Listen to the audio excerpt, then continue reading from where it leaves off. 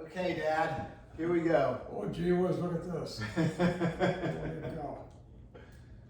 Can I put my glasses on? Yeah, do whatever you want. Okay.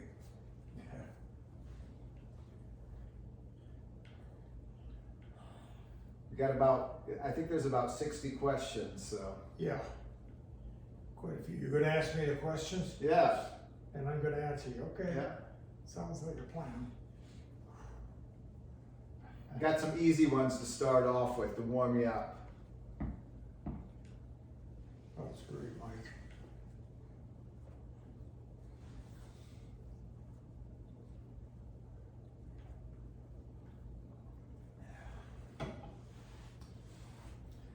So, Dad, what's your full name, and as well as any nicknames that you've had? Okay. Yeah. Okay. Hello, folks. Yeah. This is Devere Clarence Engelhardt. That's my full name that I was devoted to. Yeah. And nicknames that I've had, they call me Lee for short because I worked in the school cafeteria when I went to college at Ferris in Michigan. And a cook said, I can't remember your name, Devere. You look like my nephew Lee, so I'm gonna call you Lee. And since there were so many people going through the food line, that name kind of caught on as I was working in the cafeteria, and it stayed with me from my college days on. That was about from 64 on. So that's how I got my name. And was that at Central Michigan University or Oh, that was Ferris? at Ferris State, yeah. Ferris State. Yeah, that's where I worked in the cafeteria. Yeah. Yeah. And when and where were you born?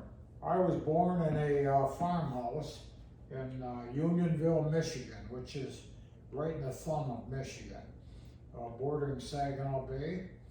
And I was born in a farmhouse there. My father had been teaching in Topeka, Kansas, and he had to come back due to an operation, and we ended up in the farmhouse with my grandparents, and didn't have a whole lot of money, and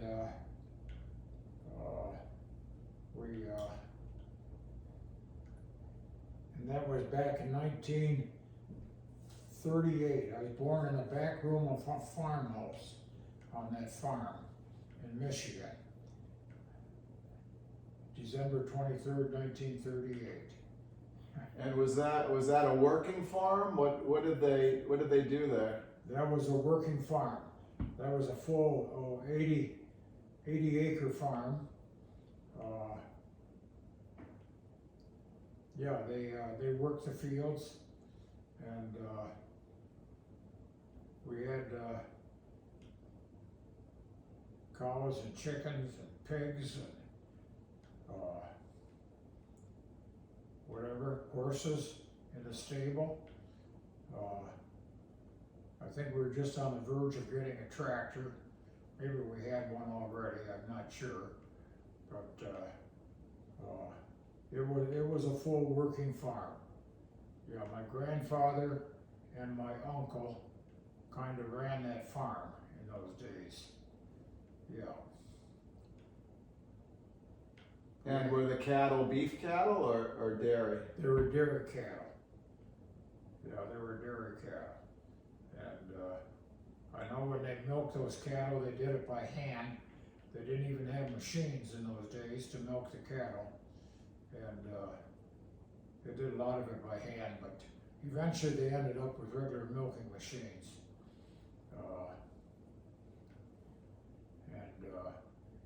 Carried the milk in a big, I think it was 10-gallon milk jugs out to the curb so the milk truck could pick them up and take it to the dairy. I think they were 10, maybe 25-gallon, roughly 4 feet high milk jugs. Yeah. And how did your parents come up with the name Devere? Nobody really knows that. My uncle who lived on that farm called me that. Nobody has any semblance of why he called me that. How he picked that name up. It's, I think I've only accompanied 2 people in the country so far that have had the first name. One being a nurse in Laconia, and I believe there's another one someplace with that name.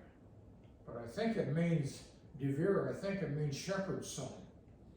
So it could have had something to do with farming, you know, shepherd's son, if you look that up.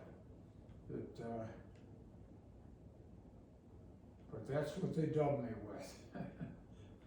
And what were your parents' names?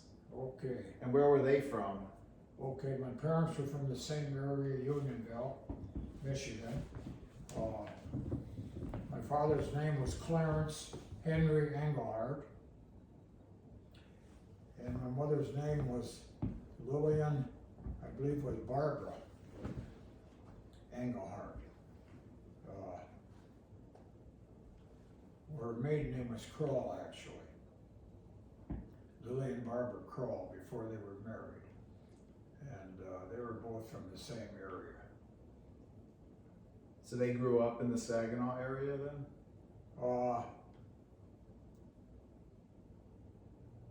Well, he eventually married my mom when he got his first call as a school teacher to Topeka, Kansas. Before he went, he wanted to marry her. So we asked her for her hand in marriage, and they got together in an old car and drove all the way out to Topeka, Kansas for his first job as a school teacher. In those days, the church told you where you were going to go when you graduated. They told you what your assignment was, and that's where he went. That was Missouri Synod teachings. So they were married and headed out to Topeka, Kansas. Wow. And how would you describe your parents? What were they like? Oh, they were religious. They were very soft-spoken.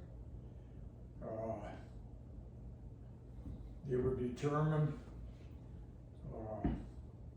My father got a lot of support from my mother, and just nice church-going people from the old days.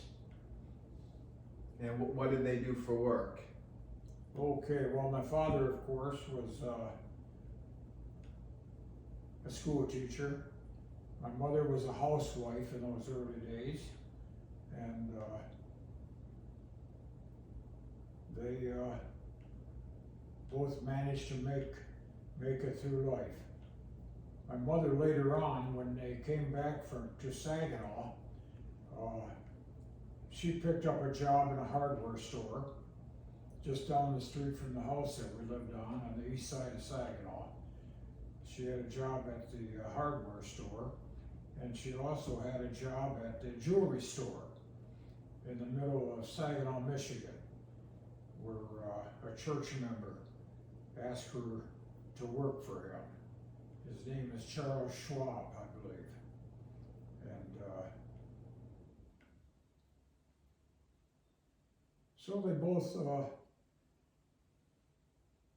both put out a living. Yeah.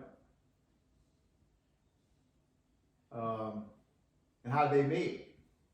How did they meet? I'm not sure how they met, Michael. I think just the fact that they were from the same area in Unionville that they actually met. Yeah. So did Grandpa work any other jobs outside of being a Lutheran school teacher? He worked primarily as a Lutheran school teacher. After he had his accident out in Topeka, Kansas, when he fell down the steps and broke his head open, he when he came back, he eventually got a summer job also, refinishing furniture for the public school system. He got to know some teachers in Saginaw area, and they invited him on the public school team to refinish furniture. And that gave him enough money to pay the taxes on his house and a couple extra little things. So he did that for a good many years, that summer job, 15, 20 years. Matter of fact, they even invited me on the crew. Because we had some young fellas, we had to do all the hard work, the sanding and the hand sanding and things like that, while the teachers did the heavier work, like handling the big sanders and doing the heavy work on the big tables that they had. Everything was wood in those days for furniture. So we not only did the desks, but we did the woodwork in the schools, did the doors in the schools. Everything was wooden in those days. Yeah, so he had a regular job, plus he had a part-time job in the summer. Which of your parents do you think you were most similar to? Well, probably my mother. I was the closest to, because my father was so involved in the church. He was a church organist. He was pretty good on the organ that he learned at college, and so I spent most of the time with my mother. She was strict but very fair. And were you able to spend any time with your grandparents? What were your grandparents' names? Oh, my grandparents' name was Grandpa Kroll. I think it was Edwin Kroll in Unionville. That was on my mother's side. And then Leonard Engelhardt was on my father's side. They both owned farms. And I didn't spend a whole lot of time with them. Back in those days, the grandparents were pretty reserved and hardworking on the farms. But they always treated me well, both of them. And who owned the farm that you were born on? Yeah, that was owned by my grandfather, Edwin Kroll. Okay. Yeah. And then my uncle Edward Kroll helped him work the farm. He was a bachelor. He didn't get married until he was like in his 60s.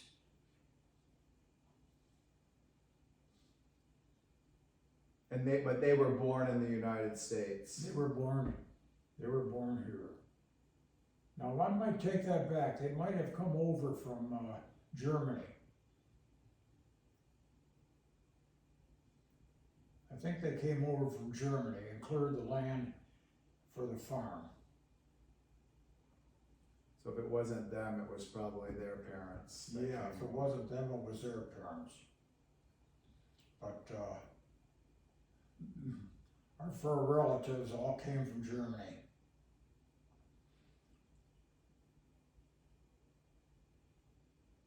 And then what else can you tell me about the family history? Any aunts or uncles that you spent time with? Yeah, I did spend a lot of time with my uncles. All of them had working farms around the Unionville, Michigan area, around the Thumb. And I would go to various farms and stay overnight and help out a little bit with the farm work. I wanted to drive the tractor when I was a kid, help them gather the bales of hay together. And I was happy as could be when I could pull that farm wagon, driving a tractor. Either an old John Deere tractor or else a farm-all tractor was the name of it. John Deere tractors are green, the farm-all tractors are red. And they taught me how to drive them all. So I could contribute just a little bit as a kid, even though I was young. Yeah. Yeah. So, yeah, but there were quite a few farms that we had around there between all the aunts and uncles. So tell me about your sisters. My sisters, Loretta was born in 1935. She was born out in Topeka, Kansas, where my father got his first job as a school teacher out there. And she was born in Topeka, Kansas.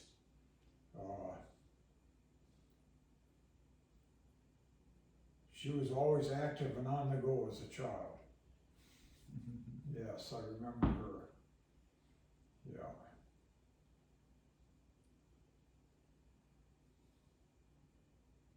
And then when we came back to Saginaw or Unionville because of my father's accident, I was born in 38.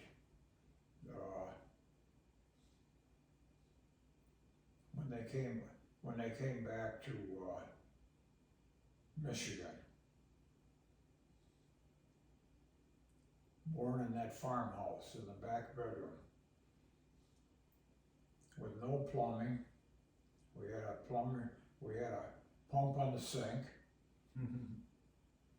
I don't think we even had electricity. I think we had gas lights in that farmhouse. That was my grandfather Krall's farm. I think we had an outhouse.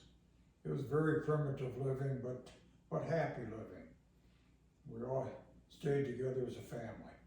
But you had running water? You had running water? We did not have running water. We did not have running water. We had a pump on the sink. We had a pump outside.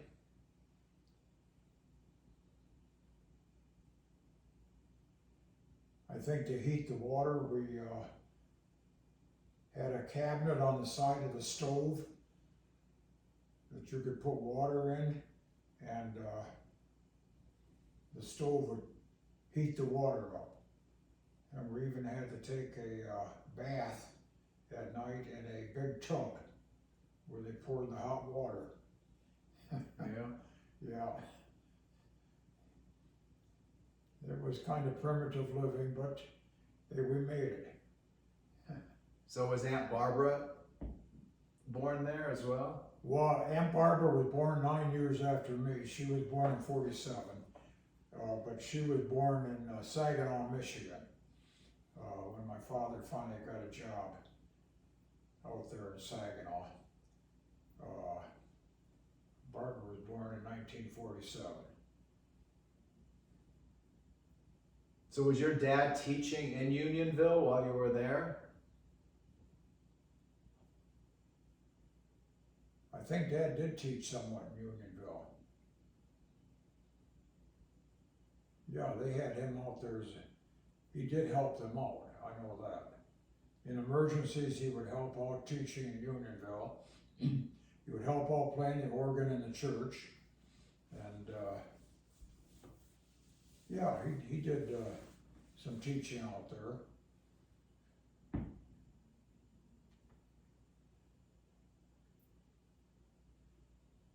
But he got a job back in Saginaw, and then that's where Aunt Barb was born. Yes. World War II came along, and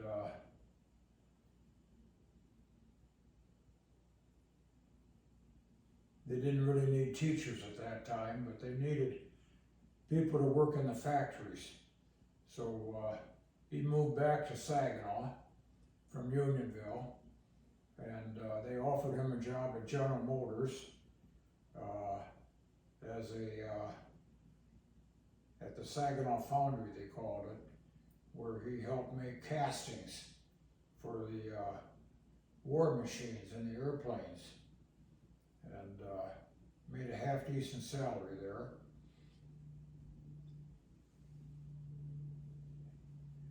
So it was castings for military aircraft? Yes. Aircraft engines? Yeah, castings for, I guess, different type of vehicles. They converted a General Motors factory from an automobile parts factory to a full wartime factory. And he worked he worked in the casting department, but because of his health and the operation that he had, he could not take the stress of the heavy lifting, and he says, I just can't handle this anymore. I don't know what to do, I can't handle it, it's just too much for me. So they gave him a job as timekeeper in the accounting department. And he would keep track of all the time cards and everything, and do some of the accounting for General Motors. So he transferred into that department, but they found something for him. It's the way it was in those days. They'd find something for you to do. And that was a full-time job. That was a full-time job. 7 days a week. He made enough money where he could actually, he made more money than he could possibly make school teaching. But they didn't know where to spend it in those days because you could not buy cars, you could not buy automobiles, you could not buy tires. Gasoline was expensive, so all the extra money that he had, he put into savings bonds. And he had a stack of savings bonds in a little metal box, I remember that. And he wanted to make plans to use that someday. So how long were the days that he worked if he was working 7 days a week? I think he worked 8 to 10 hours a day for General Motors. Wow. Putting together war machinery. Another side light is he was making enough money, and whenever he had a little money left, even after contributing to savings bonds, he still had a little money left. So if he had an extra $20, he would stuff it in a leather jacket that he had in the closet. He would stuff it in the pocket, and that accumulated a little money in that leather jacket. And one day the dry cleaners came to take that leather jacket away to be dry cleaned because it was part leather and part cloth on the sleeves. And the guy that picked up the laundry said, maybe we better check the pockets before I take this thing. He checked it, and all of a sudden they started finding all these $20 bills in his side pocket. Well, I think he had like $500 in $20 bills stuck in his side jacket. That was a lot of money back then. That was a lot of money. My mother was kind of upset about that he was doing that. And he said, well, Lillian, what do you think we should do with this money? And she said, I don't know, Clarence. I don't know. It's kind of your call. He said, what do you think that we use it to buy a house, to put a down payment on a house? And she was kind of flabbergasted because we never had a house of our own. We never had a house of our own. So they found a house on Hardin Street in Saginaw, which is right behind Michigan Lutheran Seminary. They found a house, I think it was $2,700, the full purchase price of that house. I think it was a 3-bedroom house. And that $500 was the down payment for that house. And that's how we got our first place, $2,700. Thanks to all those $20 bills. Yeah. So is that where you were living when Aunt Barb was born? Let me see.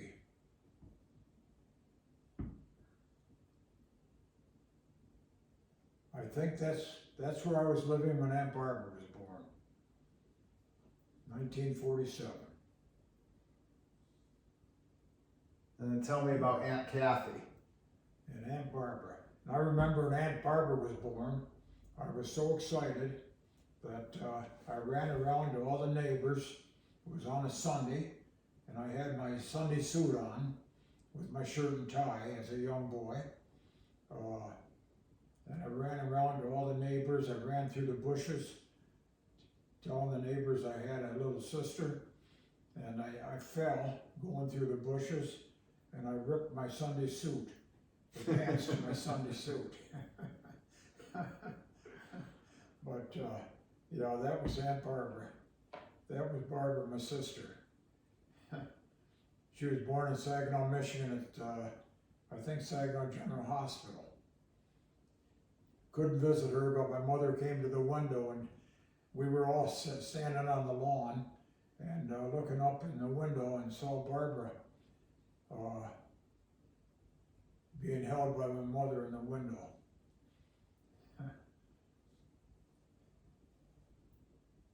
That was 47.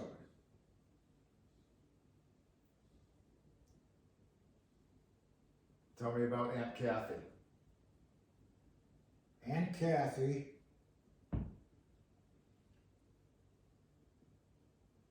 was a surprise to all of us. In the year 1957,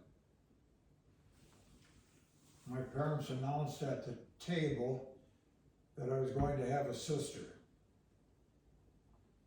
And that was a shock because Mom was getting up there in years. I could hardly believe it. But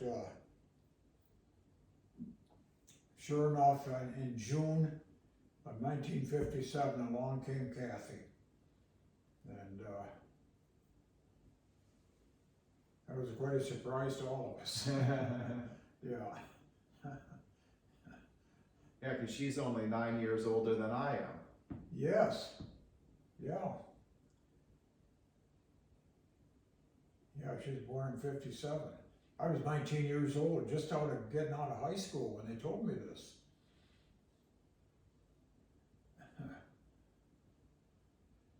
So tell me about your childhood. What was your earliest memory? The earliest memory of my childhood was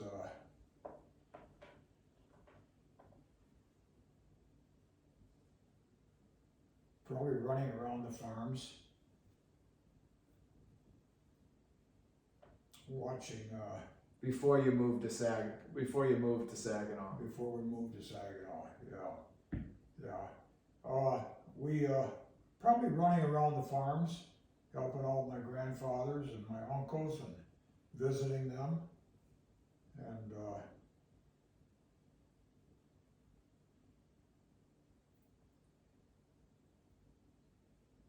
watching them do the farm work, do the butchering in the farmyard. They always had neighbors come over to help them do the butchering. And was that a big job just for one cow, or did you do multiple cows? well, we did those pigs. They butchered the pigs in those days, and they made up their own meat. Their sausages they canned. They made up the bacon. They had a smokehouse for the bacon, and always had a nice meal for everybody that helped out.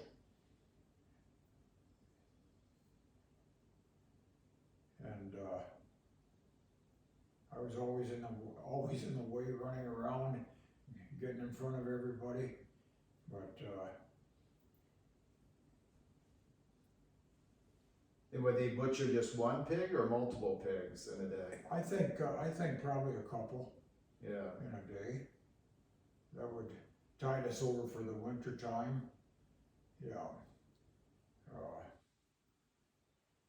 Everything was self-sustained. We had our own gardens.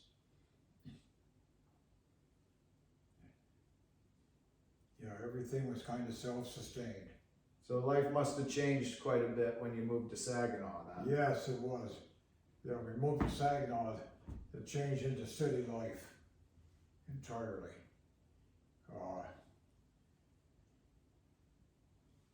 Altogether different lifestyle.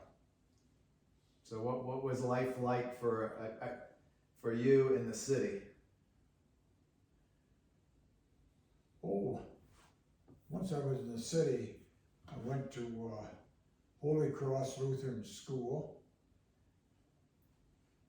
which is located about a mile or two away from our house on Hardin Street. We used to walk to school, and after school we'd walk back, probably get in several fights on the way back, street fights, kids that we didn't like.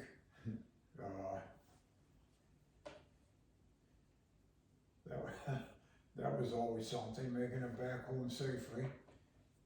Who was the aggressor, them or you? Probably was a little bit of both. It was probably a little bit of both. But And what grade were you in at that point? let's see, I went to Saginaw. I went to Holy Cross Church up to the 5th grade. So yeah, I was probably a street fighter on the way home from school up to the 5th grade.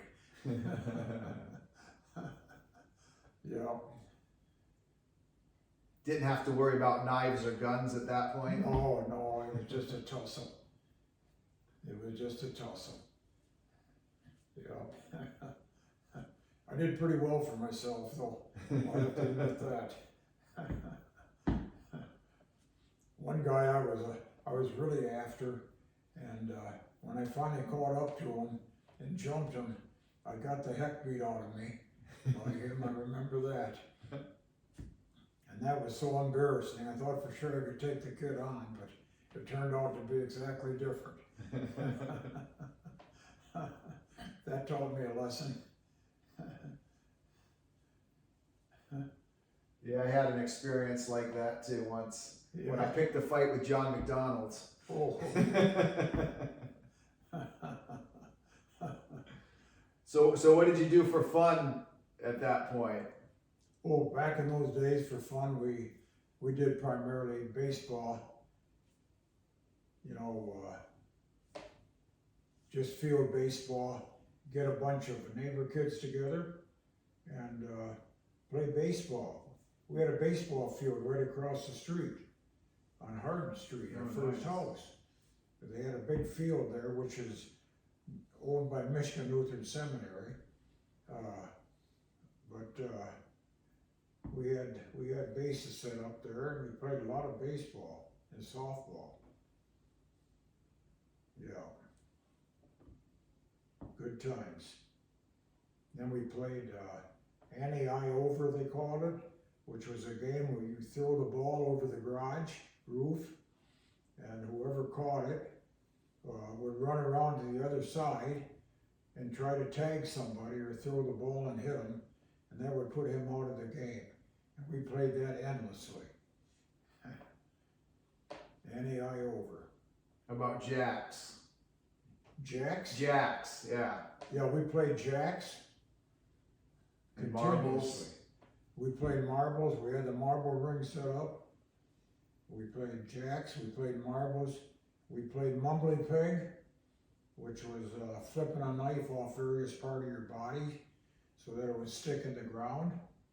And you had to go all the way around your elbows and wrists and feet and everything until you completed the cycle of throwing the knife from every part of your body. That was a big game. We all had our little jackknives and played mumbly peg.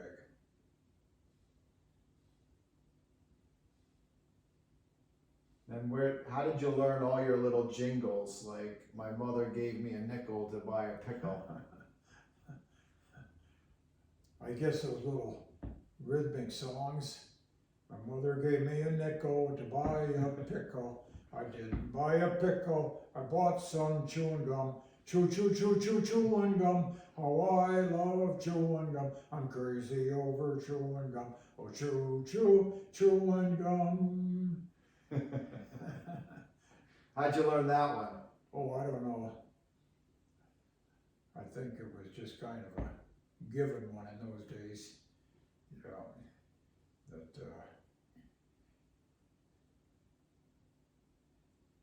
good times though. Do you have any pets? I had several pets.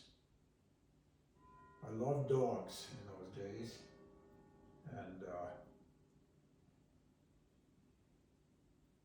whenever I'd come home from school, if there was a stray dog that was following me, I'd let him follow me home, and I would end up keeping them, all these stray dogs.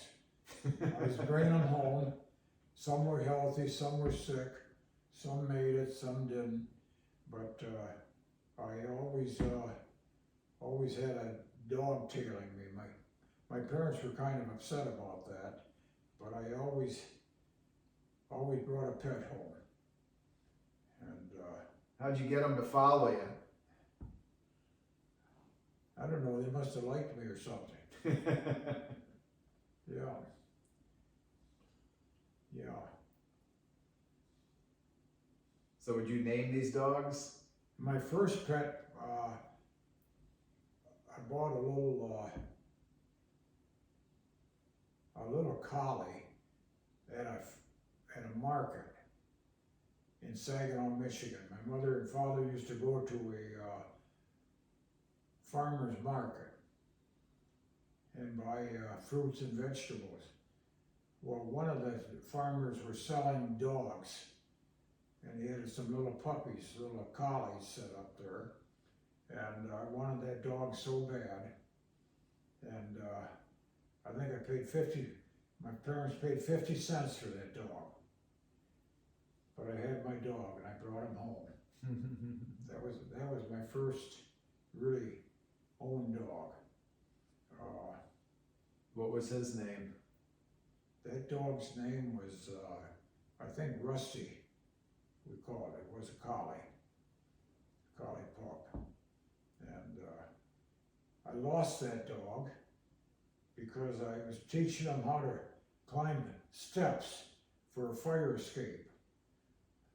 I was just a little boy. I wanted to teach him how to climb steps to get up and down a fire escape for some reason. At Michigan Lutheran Seminary, which was behind our house, there was a building with some iron steps on it, and the dog climbed up the top of the steps, and there were spaces between the steps, and the dog fell between one of those spaces and broke his neck, and that was hard on me. I lost my first dog. How old was Rusty then? How old was what? How old was Rusty at that Well, point? Russ was just a puppy, probably 6 months, Uh, 6 or 8 months. Yeah, when I lost him. Yeah. Then I got another dog, a dachshund, on my paper route. When I was young, I had a paper route when I was 12, and I had a customer that had a dachshund that I liked real well, and customer pulled me in the house one day and said, "We're going out to a place where they don't allow dogs. Would you be interested in taking Rusty, or Taffy, I think his name was?" I said, "Oh yeah, I'd love to have Taffy." So I ended up with another dog. Yeah, but I was always bringing a dog home. Who was your first best friend? My first best friend, I think, was at Holy Cross, a young fella named Ed Halmenstricker, German fella, and he and I chummed around a lot, and I would walk with him to his house, and his parents would invite me to dinner, and Ed was just a nice kid. Chummed around a lot. Did you guys play any other sports besides baseball? Any basketball or anything like that? Not really. We did a lot of ice skating. Probably played a little hockey.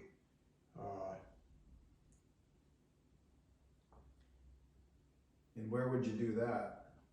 Well, the neighbors next door would actually flood their lawn. and make a big ice skating rink.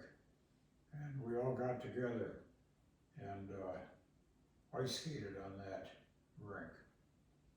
That was a lot of fun. And people just got together and did things like that in those days. What did you want to be when you grew up? I really wasn't sure. I really wasn't. I was very independent, easygoing, and I really had no aspirations of what I wanted to be. I thought maybe I'd like to go to college and do something, but I didn't have any real ideas. I know my father wanted me to be a school teacher. I didn't have too much interest in that. He kind of tried to guide me in that direction. But no, I just independent, just enjoyed running around. Almost all the way through high school. So you went to Holy Cross until 5th grade, right? So I went to Holy Cross until 5th grade. And then what?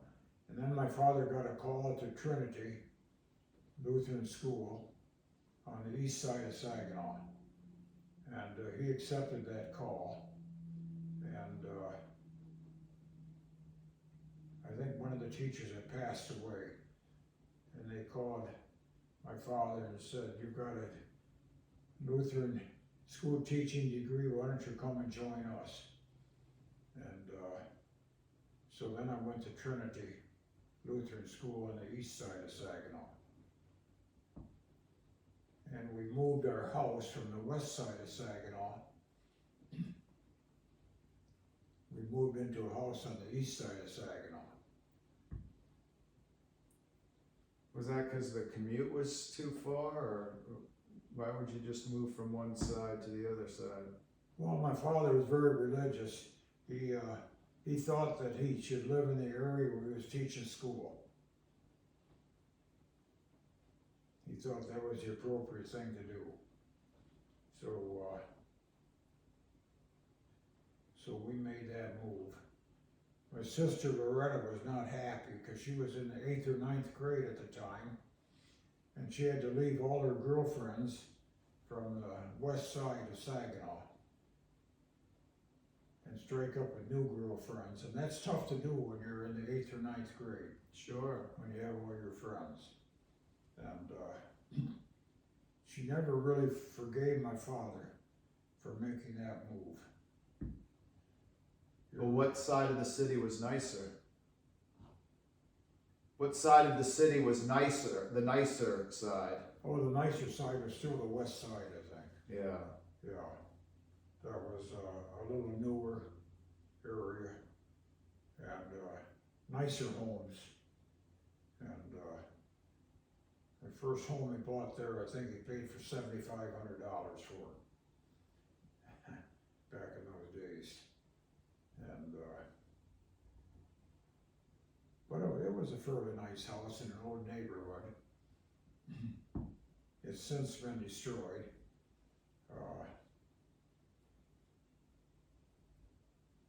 But yeah, we made the move. Is that the house that I saw as a child? No, I think that was more the retirement house that you saw. Okay. We moved back to the west, almost west side again when my folks retired, because the neighborhood was changing from that house on the east side. The neighborhood was changing, and they thought maybe they better make a move while the house still has some value to it. So they moved to the Carlton, Michigan area, which is kind of on the west side again. 2-bedroom house, retirement house. So did you graduate from high school at Trinity? I graduated from high school at Michigan Lutheran Seminary.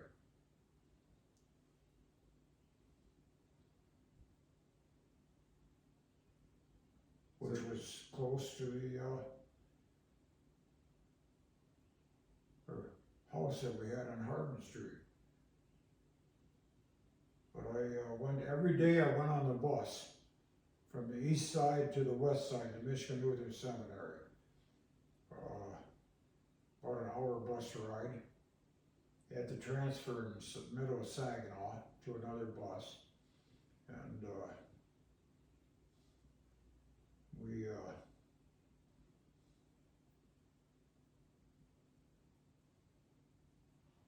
did that every single day.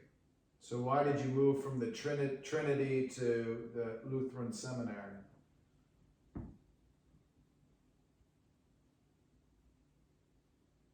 Well, like I said before, my father kind of wanted me to be a school teacher, Lutheran school teacher, so he called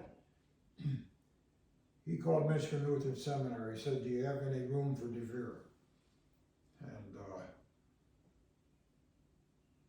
the dean over at the cemetery said, "Well, we're pretty well filled up, but send him over. We'll find a spot for him." And I said, "Well, I want to maybe study business." He says, "We'll set up a program for you so you can study business." So that's what they did. And what grade were you in at that point? I was, when I went to Michigan Lutheran Seminary, I was in the 9th grade. Started out 9th, 10th, 11th, and 12th. Okay. And I went to Michigan Lutheran Seminary. Yeah.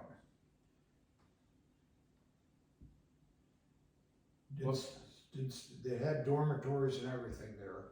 People from all over the country came to live in the dormitories. Of course, I was right in town, so I took the bus every day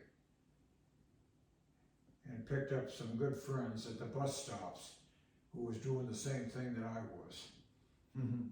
So we rode the back of the city school bus all the way to Michigan Lutheran Seminary. And what were your favorite subjects? I think the basics. I enjoyed mostly English, reading. I really enjoyed reading, and I enjoyed mathematics, and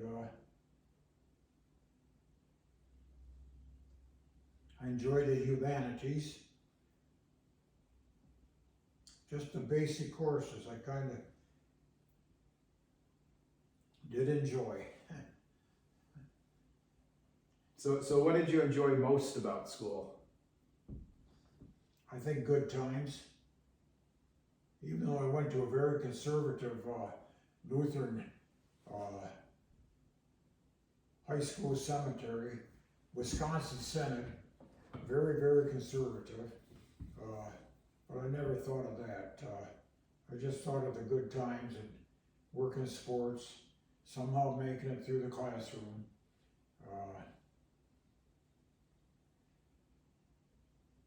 But I managed to make it, maybe not top marks, but I managed to make it through. Yeah. And what did you enjoy least about school? Oh, probably the boredom of it. When I couldn't be outside being active. Yeah. That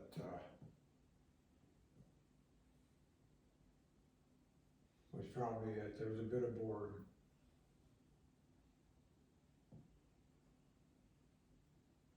So what was your favorite band? The favorite band, I think, was back when Loretta was still young, and we would go to dances. I think Jackie Armstrong had a band that was very good. I think Jackie was a black fellow. Jackie Armstrong and his band, and then I enjoyed the background music of Elvis Presley, Happy Days, that type of music.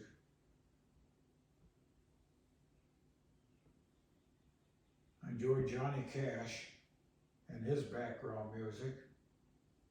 couldn't get enough of Johnny Cash in those days. Was that before Johnny went to prison? I think when Johnny went to prison, I was very young, still building airplanes. And we'd have the radio on, my friend Jack Schmidt and I, building airplanes in the backyard listening to Johnny Cash. That was probably in the 40s. He was probably in prison during some of that time. But it always stuck with him right to the end. So how would you describe yourself as a child? As a child, Yeah, what type of person were you? kind of fun-loving and independent. As long as I made it through school somehow. The rest of the time I'd want to be running around and doing my own thing. I think that kind of followed me throughout my life.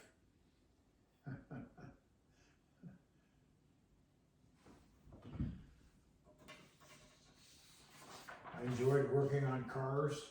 I got my first car in '57. It was a 1951 Ford. A friend of mine was joining the Marines, and he had a '51 Ford that he was willing to sell for a couple $100.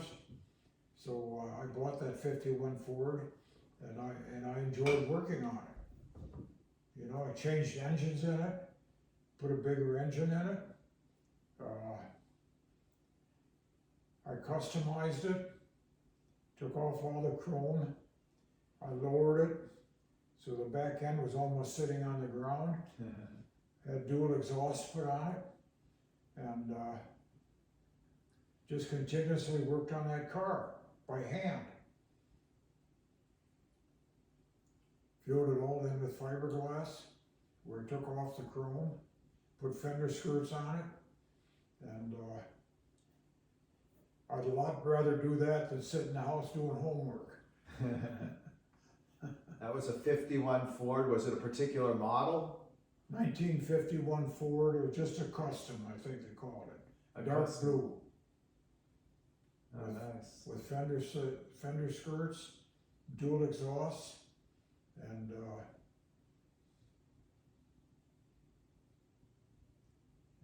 all shaved down. All shaved down to make it look sleek. Was metallic paint a thing back then? We didn't have metallic paint. I took it to, I sanded all the paint off of it, or the original blue I sanded down. And I took it to a place called, oh shoot, I forget what it was, but they had a paint job that they would do for $200. That sounds like a lot of money back then. There was a lot of money. What was it, Schwab Paint Company or something? You could bring your car in and for $200, they would paint it, but you had to have it all ready to go. And that was a beautiful paint job. Yeah. So you had to do all the taping, or did they do the taping? I think they did the taping Okay. on it. I think that was part of the deal. Yeah.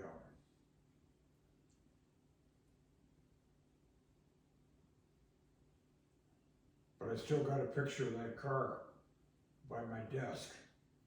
My first car, 1951 Ford Custom, 2-door. Now, is that the car you worked on in your garage? I did work on the garage, yes. That's the car I worked on in the garage. Yeah. So you had that engine hanging from the ceiling of the garage, We did had- you? Yeah. When we changed engines,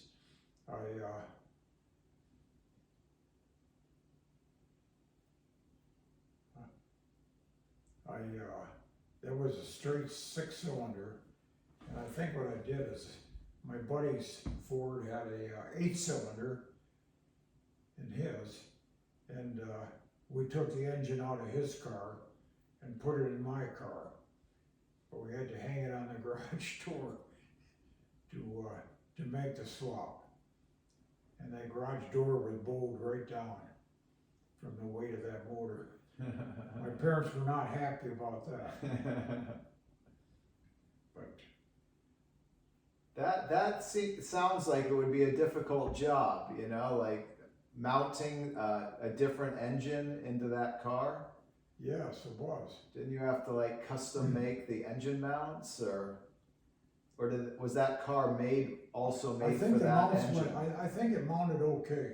I think it was standard mounts, but you still had to line up the transmission, you know, Yeah, and the clutch and all that. There was a fair and the amount to it. exhaust and all. Yeah, But if we ever got in trouble, we always had friends that would come over and help us out. yeah. Always had friends that would come over and help us.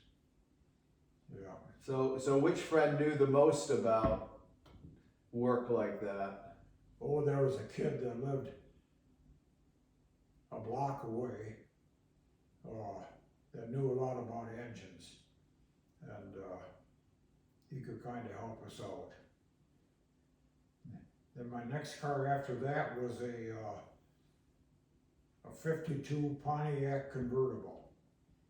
It had a black car, it was black, and it had a white top on it, 52 Pontiac convertible. And that thing, they took the motor out of it. The 6-cylinder motor they took out of it, and they put in a 1957 Oldsmobile, big V8 engine with dual carburetors on it, and we put it into that 52 Pontiac, and we had to cut the fenders out in order to get that one to fit. But that was an automatic, hydromatic they called it in those days, and that was a fast car. And who did that work? I loved that car. Well, the guy down the street that helped us put engines in, he did that work. And I used to go out with Jack Schmidt, my friend, and we would just cruise around looking for a race, because some guy would pull up in a Corvette or something next to us and rev the engine, but he didn't know what kind of engine we had in our car. And when that light changed, we would take off and even beat an old Corvette in those days with that thing, because it had two big carburetors on it, and it was a fast car.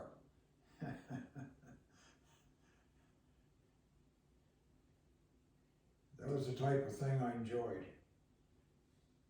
So tell me about Jack Schmidt. How did you meet him? Well, Jack Schmidt was my buddy from the days at Trinity, when I switched from Holy Cross Lutheran to Trinity, the other side of town. Well, Jack and I met when I was in the 5th or 6th grade. And his house was just a half a block away from the school and the church. And just went over there and had a good time with him.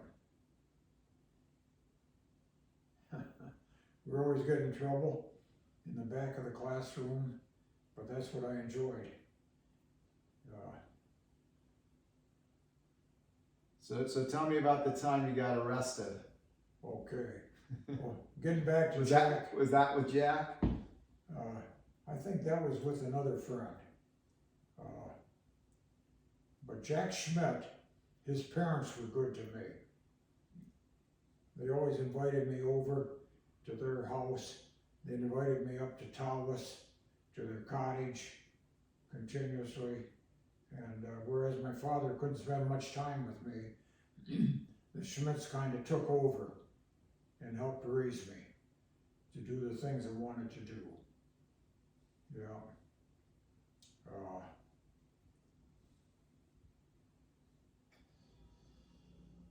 When I was arrested, I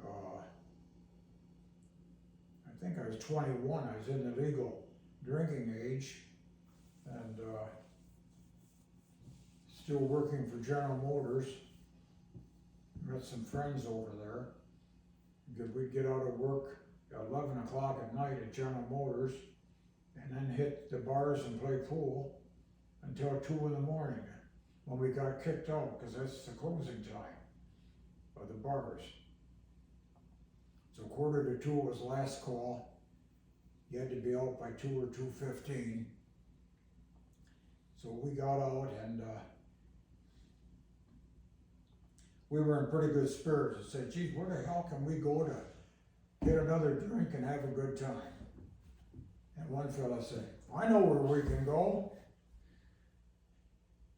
I know a blind pig in the black section of town who serves liquor after hours. They'll serve us.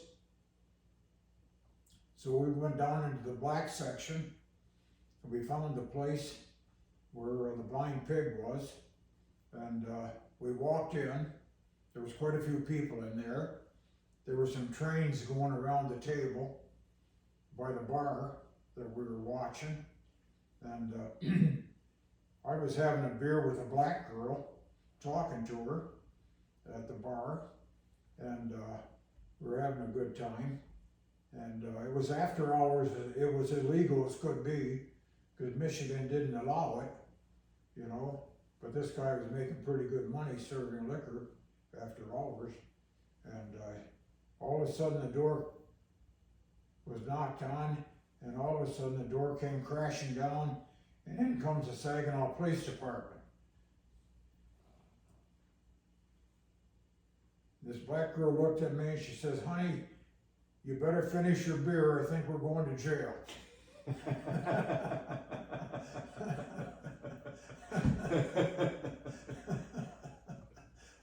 I said, oh shit, you gotta be kidding. So they hauled us, that was on a Friday night, and so we were in jail till Saturday night and Sunday night.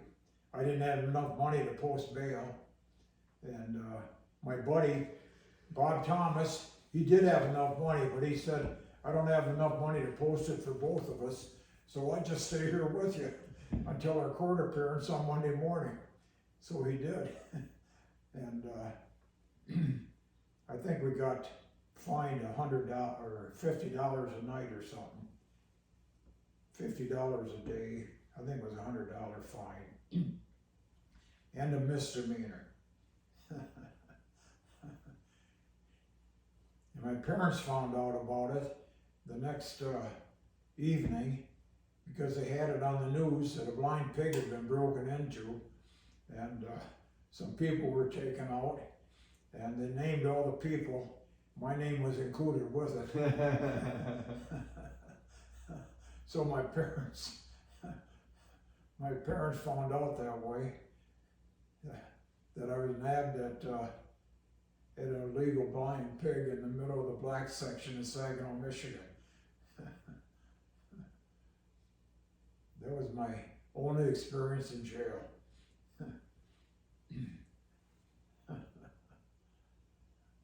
So when you were a kid, did you have to share a room with your sisters?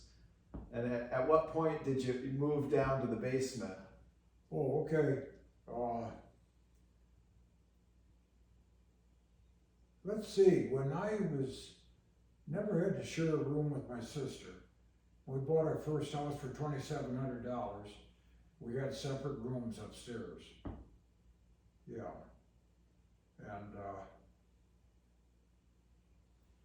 And then when we made our second move to the east side, we also, I think that was a 3-bedroom also, so we all had our own rooms, and that was good. But when my parents retired, they only had a 2-bedroom house, so I didn't have really a place to sleep. So Jack Schmidt, my buddy, came over and helped me build a room in the basement of that house. And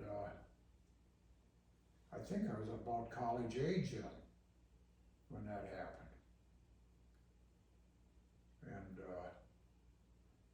it was a nice room, all knotty pine, kind of light knotty pine. We had tiles on the floor. we had that Panther sweat bottle in the corner. Show that Panther sweat bottle. Yeah. That was it. That was in that room. And Did you make this bottle? yeah, I painted that bottle. Jack Schmidt gave me that bottle, and I painted the Panther sweat on it. What was originally in the bottle? I don't think there anything was there in it, yeah,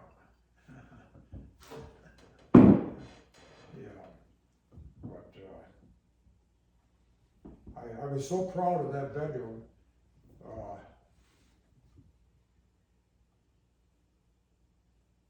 I think we built it about the last year of my college. I was so proud of that bedroom. Matter of fact, when I took your mother, Ruth, out on a date one night,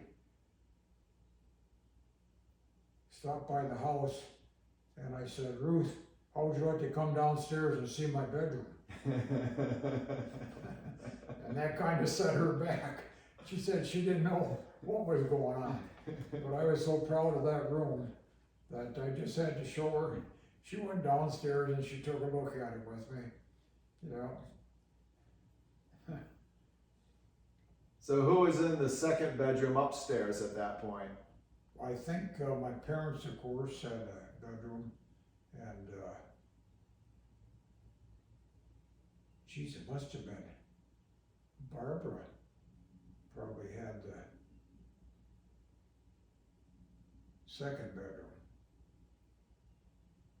And Loretta was out of the house at that point. Loretta was a nurse of training then. Yeah.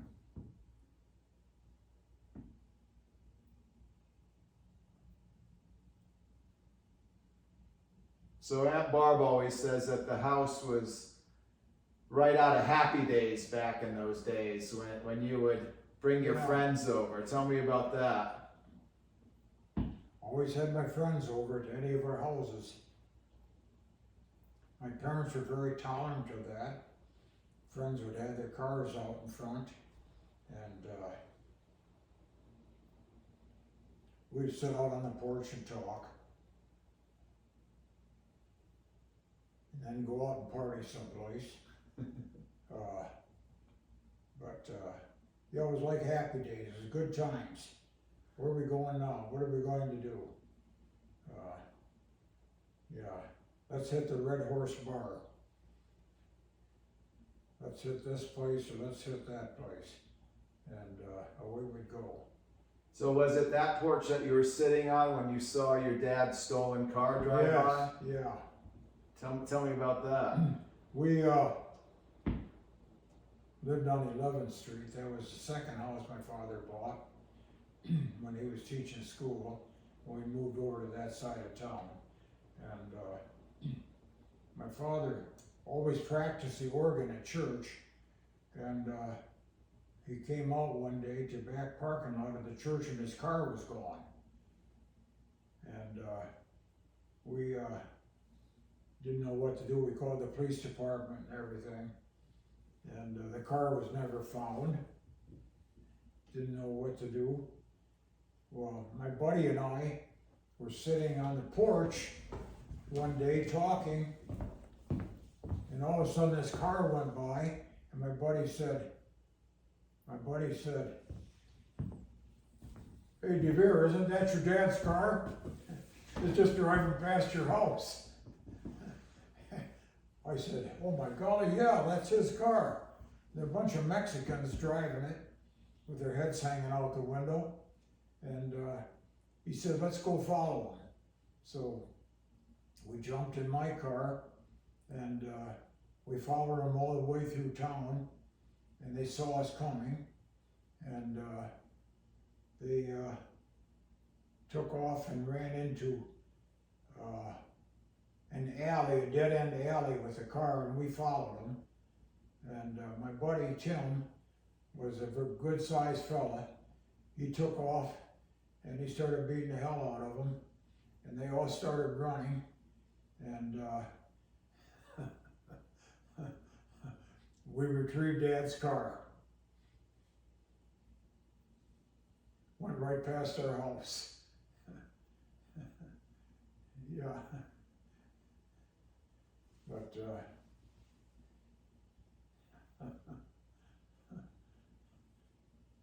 those were the days, those were happy days. So was that in high school, Those were happy days.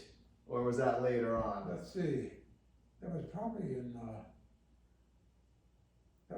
high school, early high school. So what else can you tell me about your high school days before we move on to college? Oh, okay. Oh, high school days were good. Like I said, I went to a conservative school. Played football and track, primarily. What events did you do in track? Yeah, in track I did primarily the hurdles. The high hurdles and the low hurdles. Yeah, I think the low hurdles were 110-yard low hurdles. The 110 high hurdles. And I think the low hurdles were like 140 or 180 or something in distance. But I enjoyed that. I'd go practice all by myself on a Saturday and practice running those hurdles to try to improve myself. Did pretty well. Always had one guy in our team, he's passed away now, that would beat me. I usually came in second place, he usually came in first. I beat him one time, and that's because he tripped on a hurdle.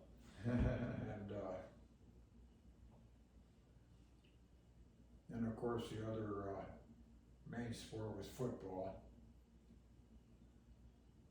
that I played throughout high school. What position did you play football? I played a defensive end part of the season, and then I played a tackle, both offense and defense. I played a tackle, even though I was small, I could do a pretty good job playing in the front line.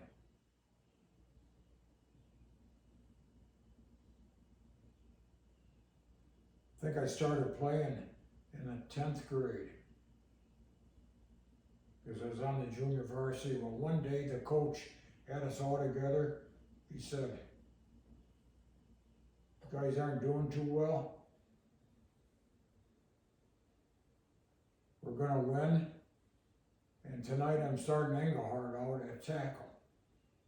And that surprised me. And from there on, I played football on the varsity team.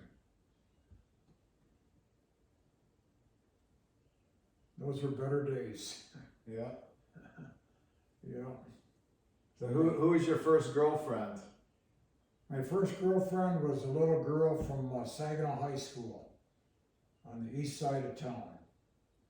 Her name was Ann Furman, and she was a drummer in the band. Just a little girl, but she was attractive, and she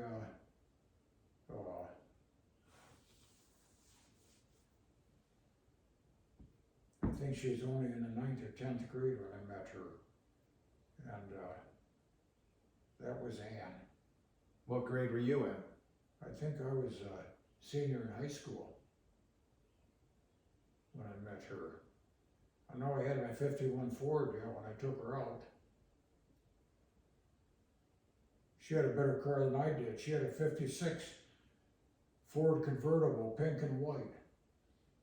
And I enjoyed driving that. We'd go around town in that pink and white Ford convertible. Yeah. That was Ann. She kind of wanted to get married, but I just wasn't quite ready for that. At what age did she? At what age was that when she wanted to get married? Oh, geez. She was only in the 10th or 11th grade. Yeah, She was already. She was a Catholic girl. Oh, yeah.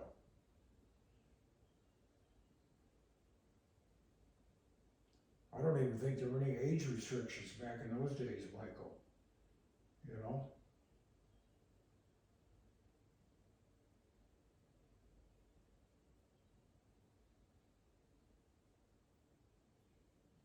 Yeah.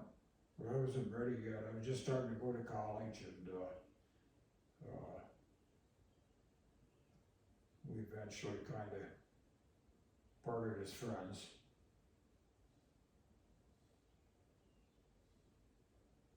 Yeah. So where did you start your college life then?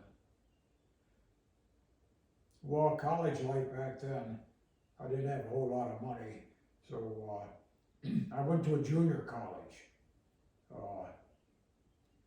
called Bay City Junior College. It was a 2-year program, and I studied business. Went into that, and we would commute from our house to the college every day. Myself and Janet Hedrick, who was a heavyset gal, and my friend Bob Thomas. We had one other fella too, but we would commute 13 miles from Saginaw to Bay City. So you'd carpool together? To go, yeah, we all carpooled.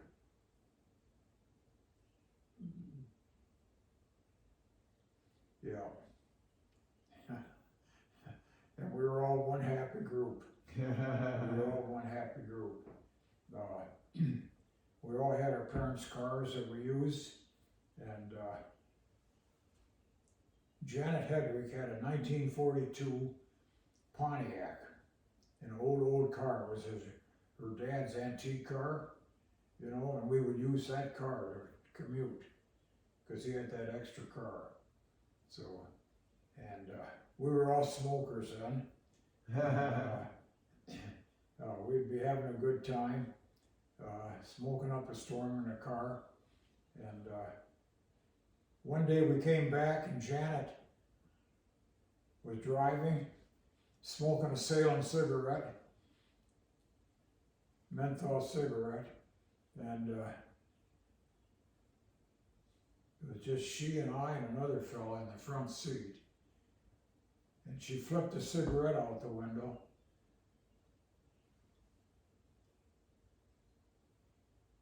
And I said, Janet, do you smell something?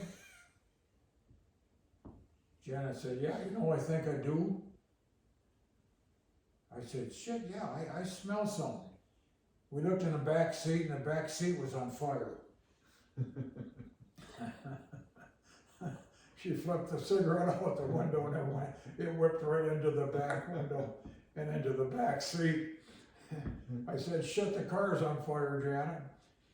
We're not too far from my house. We got a hose there. Let's head for the house. Put this fire out. So we headed for the house that I had on 11th Street, my parents' house. I grabbed the hose and we put the fire out, but there was a lot of damage in the back seat. She said, oh shit, what am I gonna tell my dad about this? Well, he wasn't a happy camper. Did her dad know that she smoked? I'm not sure if she did or not. Yeah, probably not. He was pretty religious, you know, but Janet, she kind of liked me. We got along real well. And she's a heavy set gal. She's passed away. And but that's our first college, was junior college, because it was reasonable and it was a good school. I graduated out of there with an associate's degree. My marks weren't the best, but they were above a C average, so they gave me an associate's degree. In business? Yeah, in business. Yeah. And from there on, I went to General Motors and worked for them. I had another girlfriend that whose father was a foreman there, and he said, you want a job here, put an application in, maybe I can help you.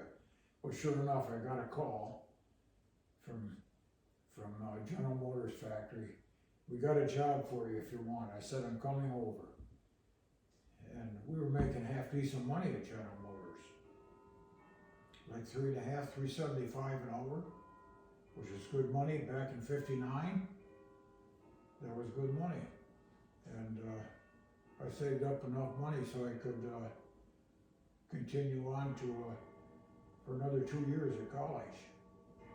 And what did you do at General Motors? I worked, first we worked in the parts department, putting together spare engines for cars. I think our quota was 200 engines a night that we put out. They called it the parts department. So you were on the assembly line? On the assembly line. Yeah.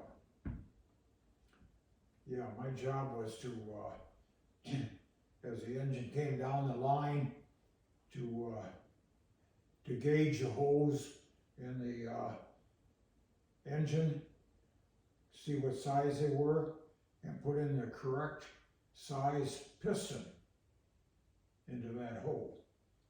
In those days, there was variance in the sizes. It wasn't the most efficient engine, but they said, don't worry, if it doesn't fit, the rings will take up the slack. And we had bins of pistons that we would go and get one that would fit, and we'd slam it in the hole and put the rings on it, and that was my first job. So you'd first insert the piston without the rings into the hole? Yeah, to we make sure it fit? inserted them without the rings. I think the rings are put in later on. We just made sure that the piston fit in the right slot. Yeah. I don't recall putting the rings on. I think that was done further down the line. And how long did you work this job for? I think a couple years. Yeah. Did you work while you were going to the junior college?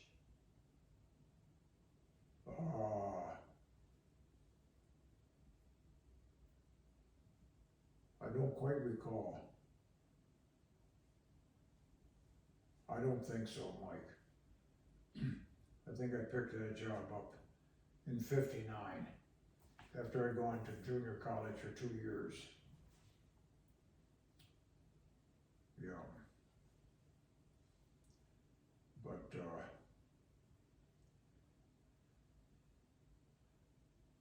that was fairly good money.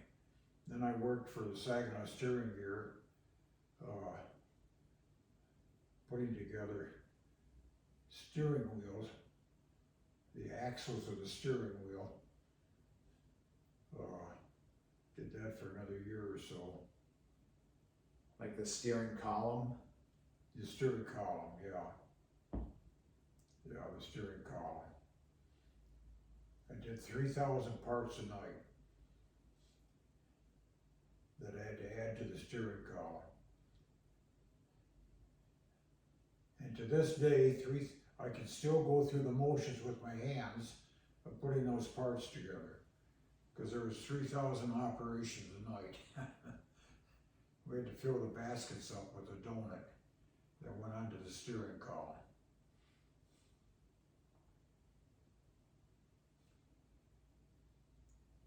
There's probably 8 of us on that small circular assembly line, and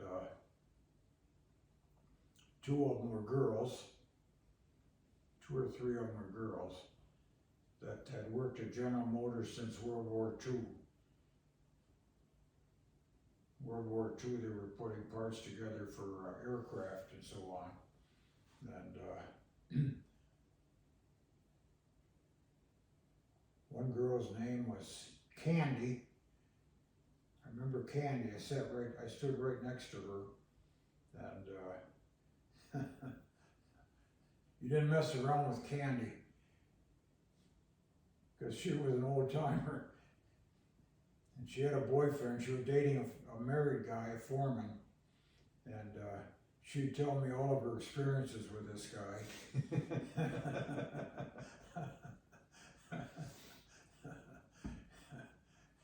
And if our foreman, John, would come around and say, Candy, don't talk so much, keep working. She'd say, to hell with you, John. I can do what I want to around here. I've been here longer than you have. And she was right, they couldn't touch Candy. And then another girl, what was her name, Molly or something? She was very timid though. But she had worked there since World War II also. And she, nice gal. So what did you actually have to do to each steering column? Well, I know I made I think in that same place, all I had to do was make the donuts. Somebody else would put them on the steering column.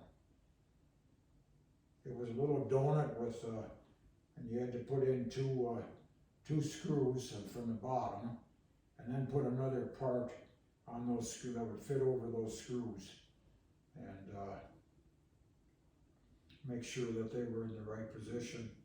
Maybe you had to do something else too, I don't remember. But that was my job. So it was kind of a bolt and a nut type of thing? Bolt and a nut type of situation. And did you have to torque the bolt down, or No, just had to? just had to put them on Yeah. and send them on their way. But we would put them in baskets. I think we'd have 80 or 90 of those things in one basket. We sent on their way, and I think our production was like 3,800 parts a night. So that was a long night. Yeah. Sitting next to Candy, talking to Candy. But we got it. And then was it while working that job that you applied to the next college?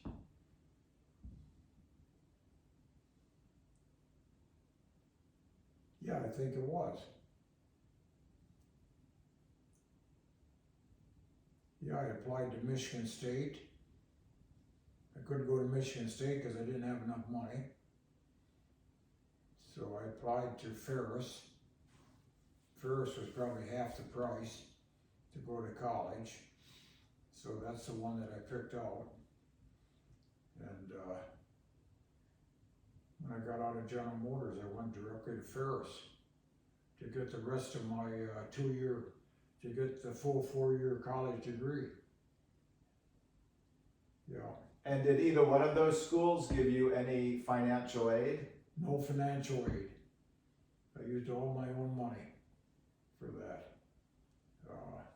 Were there students getting financial aid back then? Yeah, they did have some financial aid. Yeah. And why didn't you get any?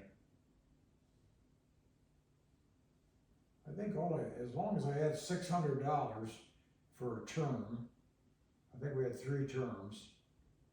As long as I had at least $600, it would cover me for that term, plus a little room and board for $600. Yeah. In those days.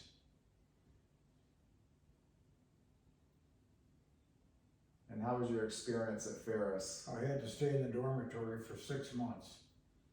I think they said you had to when you first joined the school. You had to stay in the dormitory. And from there on, I roomed in boarding houses with different guys for $7, $8 a week. So that was a little cheaper than staying on campus? Oh yeah, much cheaper. Yeah. Much cheaper.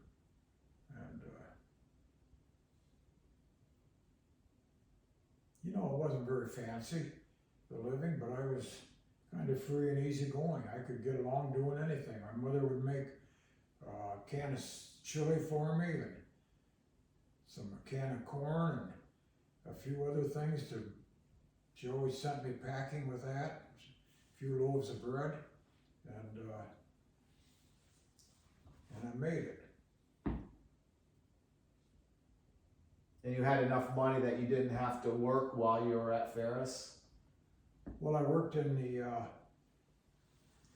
cafeteria while I was at Ferris.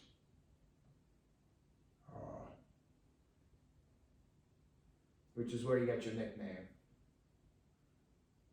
Yeah, that's where I got my nickname at Ferris of Lee.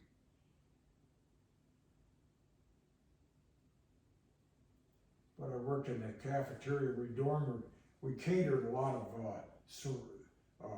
fraternity and sorority events.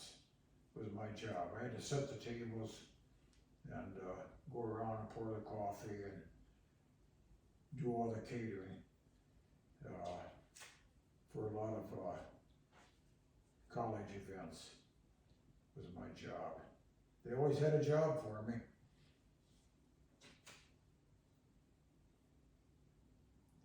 In between that, the money I'd saved up from working in the factories and a little bit at the restaurants, just like Sophia, I managed to get through school over there.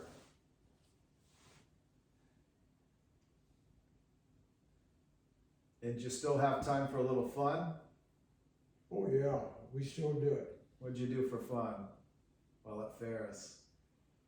Oh, just bum around campus. I had another girlfriend that came up to see me.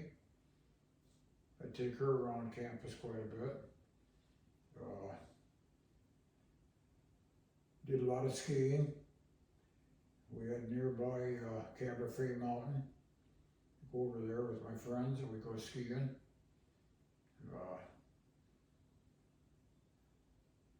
Had a small area right next to us that I skied at, but I enjoyed skiing. Enjoyed hunting and fishing around there.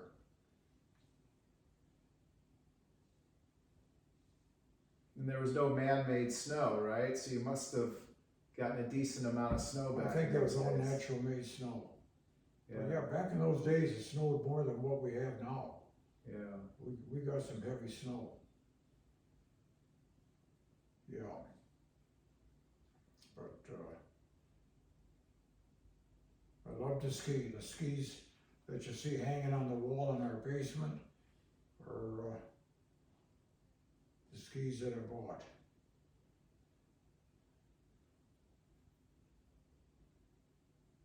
Long wooden skis, probably 210 centimeters. Blizzard, they call them. One of their first skis. And good times. Yeah.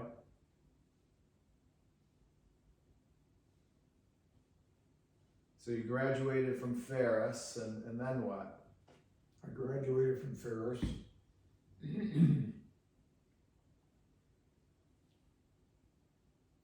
In 1964.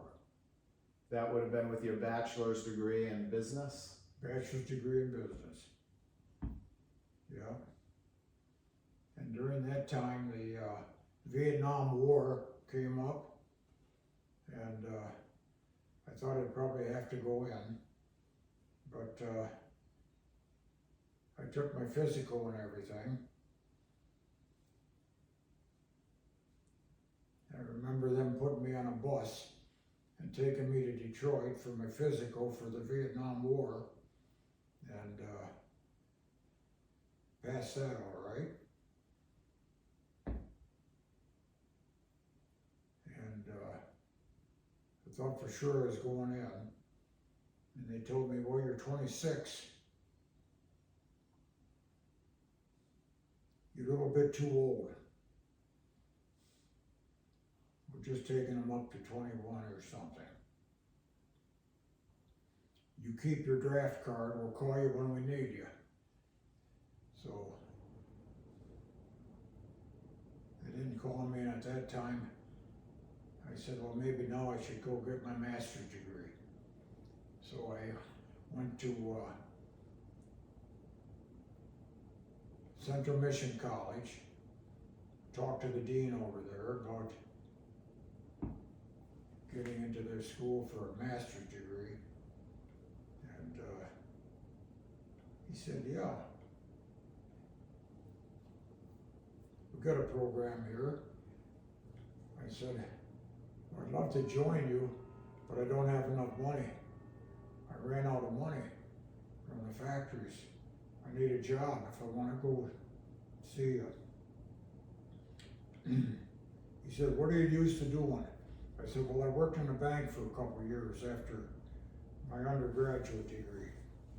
Oh, I said, okay. Picked up the phone. He called the Exchange Savings Bank in Mount Pleasant. I got a young fella here that needs a job. He's got a couple years in banking. Is there any way you can help him out? The president of the bank said, well, I don't know, send him over. Maybe we can find something for him. And just like that, I had a job. Paid $100 a week. And they gave me a little extra cushion so I could join that master's degree program. I worked 8 hours a week, or 8 hours a day, 40 hours a week at the bank. Wow. Yeah. And then I went to night school to get my master's. And I went to summer school, I think. Well, while I worked at that bank. I still remember the president's name. His name was Joe Hawk, H-A-U-C-K. And the vice president was Gaylord Courter, C-O-U-R-T-E-R. And they treated me pretty well. I worked in their loan department for 40 hours a week. Collected loan payments, helped make out loans, went out and helped repossess cars that weren't paid for. And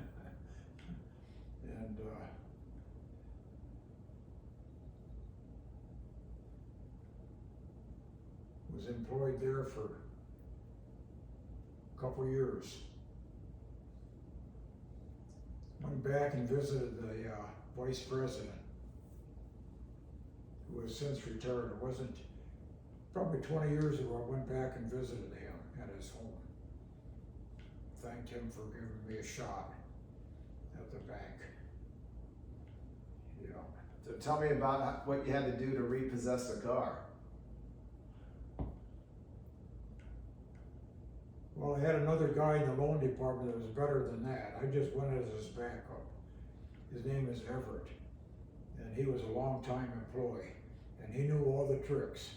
I just went out with him and backed him up, so that somebody'd be with him. Yeah. And I don't know if he crossed wires or had a key to the car or what he did, but. So you would both go out in the same car, and then you would drive the other car back? Yeah. Yeah. Yeah.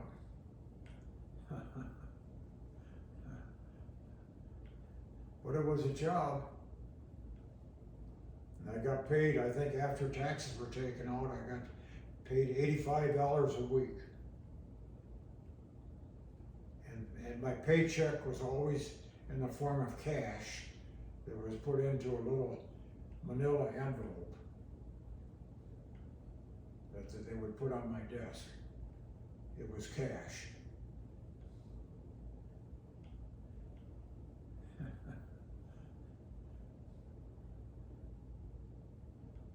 So when you weren't repossessing cars, you were doing office work at the bank? Yes. Yeah, collecting loan payments. Helping make out new loans. Posting the payments to our accounting department. We had a posting machine that I would type in the right amounts. It would go into the accounting system, the payments. Yeah, so I was kind of working at the desk at that bank. So did you have any time for fun? Because, I mean, if you were working full-time and going to school at night, you must have been pretty busy. Yeah, I was. That was my primary purpose in life in those days. the bank gave me a loan. I said, told them I'd like to buy a new car, cause I had a 1960 Ford that I'd bought when I graduated from undergrad school. 1964, and it was getting pretty old. Told the bank, geez, I'd like to get a nicer car. And they said, why don't you go find yourself a car, we'll give you the loan for it. So I went out and bought a 1966 Chevrolet, brand new, in Mount Pleasant, Michigan. What kind of Chevy was it? It was a Chevy Impala. I think it was a two-door. $2,700 was the loan amount on that car. And they gave me the loan. And I had a car. That's the first time I took your mother out. Was in that car. 66 Chevy. I picked her up out on the farm in that car. And she liked it, even though she was going with a guy that had a fancier Pontiac than mine. He had a fancy Pontiac. Probably had more money than I did. But your mother kind of chose me because I was the same religion. Religion meant a lot to her. This guy would go to mass every single day of the week. And Ruth said, I don't think I could handle that.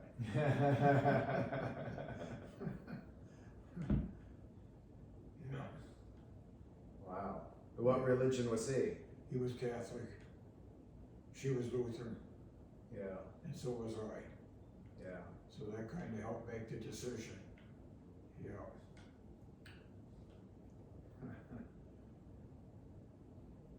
That was Doc. No, I don't know what his name was.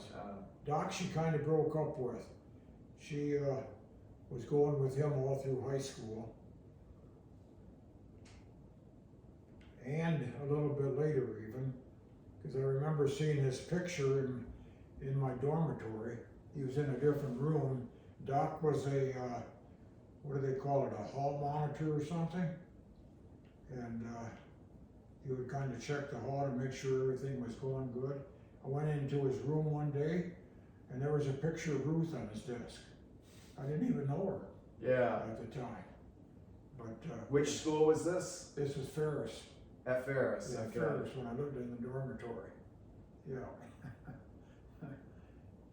And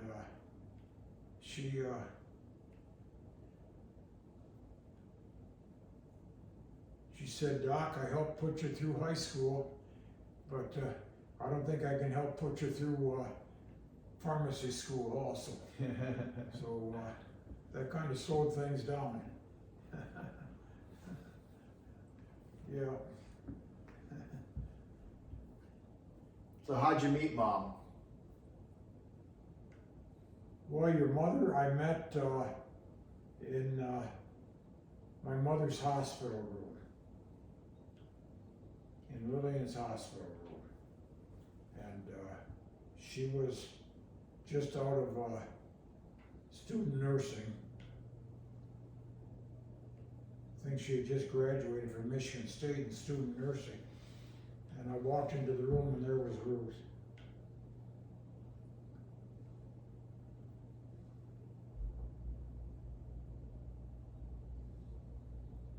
I kind of liked her.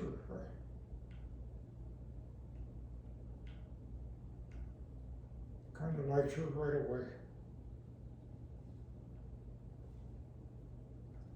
And we got talking. Found out she was going to Michigan State, just finishing up. I said, I've never been to a Big Ten football game.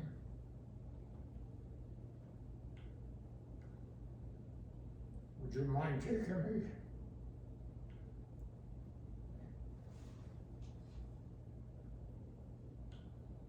Would you mind taking me to a football game?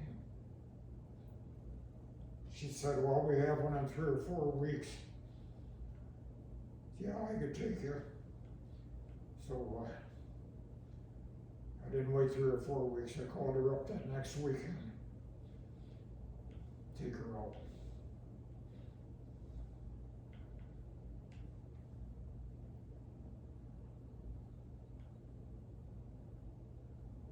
It ended up that my mother eventually passed away from sarcoidosis, which is a disease of the lung. How she ever got it, nobody ever knows. But I invited Ruth to go to the funeral. She was kind of shocked. Hey, we just met, you know, now you want me to go to your mother's funeral? I said, yeah, that would be kind of nice. So she did. And it kind of carried on from there. So did you ever go to the football game? Went to the football game, oh yeah. Yeah, it was a great football game.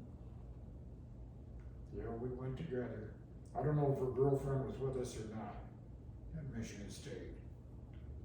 But she had a close girlfriend that she went through Michigan State with. Her name was Margie Hogg. She's passed away. And yeah, we made that football game. That was so much fun.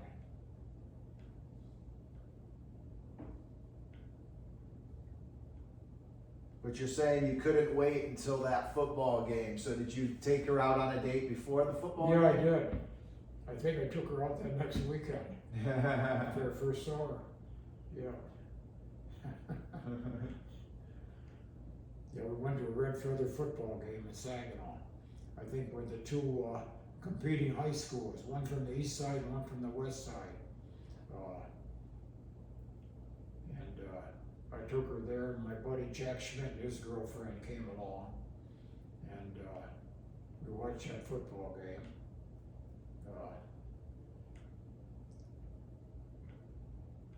She said, God, we were watching, all of a sudden you disappeared. Where'd you go to? Well, she didn't know that Jack and I went underneath the stands and had a couple drinks together.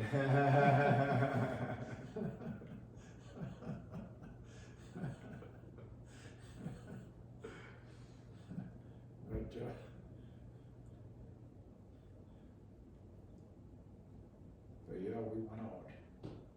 So tell me about the date involving driving around picnic tables. Okay. Yeah, that was, our first dates weren't the best. Yeah. The first one, we had a good time, but she didn't appreciate us having a drink underneath the stands. The second date was we went to a movie, the lousiest movie we ever saw, called The Night of the Iguana. The Night of the Iguana. That was a boring movie. We were sitting way up in the balcony of a theater, and what did you just ask, Mike? Well, the time that you're involved driving around. Oh yeah, picnic that was tables. another one. Yeah. She wasn't impressed with that either. Yeah, there was a park, called Ojibwe Island in Saginaw, where there was a gigantic park with a circular road, and Jack Schmidt was driving. He had a Chrysler, and we were in the back seat. He decided to go and drive around that road and do a few tricks on the lawn, dodging picnic tables. So there we were, instead of on the road, we were going all around the picnic tables on the whole island. And that wasn't the best date ever. How she ever stuck with me, I'll never know. So all four of you were in the car, in We were his all car? in the car. Yeah. Yeah, all four of us. Yeah. Yeah, Jack. Jack married the girl that we were with in the car. I had introduced Jack to that girl when I worked at one of the banks, and he ended up marrying her. They were divorced later on. But, and then Ruth and I eventually got married. So describe your wedding. Where did you get married? Well, yeah,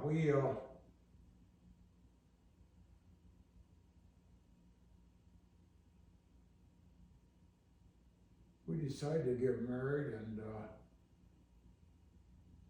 we didn't really like our ministers at either church to get married in a church. I know I didn't like our minister. He was an old guy. He was kind of, I thought, kind of a strict asshole, you know. And she didn't like her minister that well out in Richville. He was a thump, thump, thump on the pulpit type of minister. And didn't enthuse us that much, so we knew a chaplain at Michigan State, and we knew a chapel at Michigan State. We decided to elope.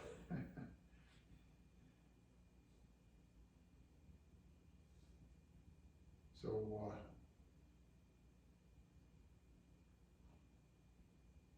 we eloped, and I had my best buddy from Ferris come and be my best man. He was a golfer. He was a veteran, a little older than I was, but I knew him and his parents real well. Went to their place in Allegan, Michigan, on the lake, and he was my best man. And then Margie Ogg was a bridesmaid. That's the girl that she went to Michigan State with. So we got married at a small chapel at Michigan State. I had $900 to my name. I spent $500 on her ring, and they threw in the wedding ring, my wedding ring. It was a jeweler from our church, and he was retiring anyway, so he said, yeah, $500, and I'll give you your ring, and you can go on your way. So that's what we did. Then we spent $400 on a honeymoon right there in the Michigan State campus at a Holiday Inn.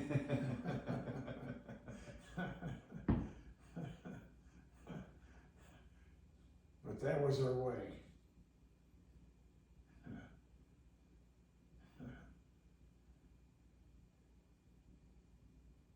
And how did you feel about children, or the thought of having children at that point? Well, our parents were not the happiest that we eloped. They're pretty conservative people, you know.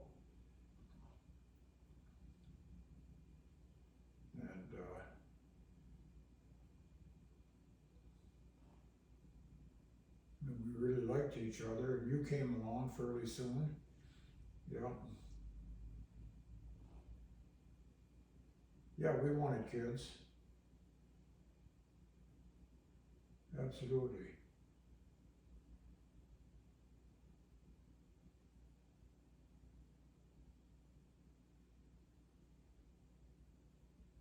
She had you, she had Mark, she lost one child. Ruth did. After Mark? After Mark. Yeah. I never really told anybody that, but she did. She lost one child.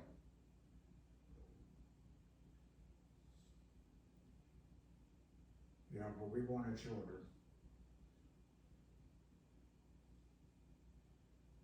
You wanted them enough that you're willing to have 3? Say what? You wanted them enough that you're willing to have 3 children then? Yeah. Yeah, I guess.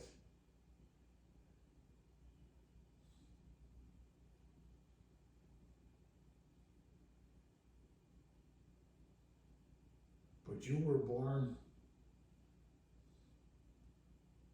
in Chicago. We had a 1-bedroom apartment where I got my first job at US Steel.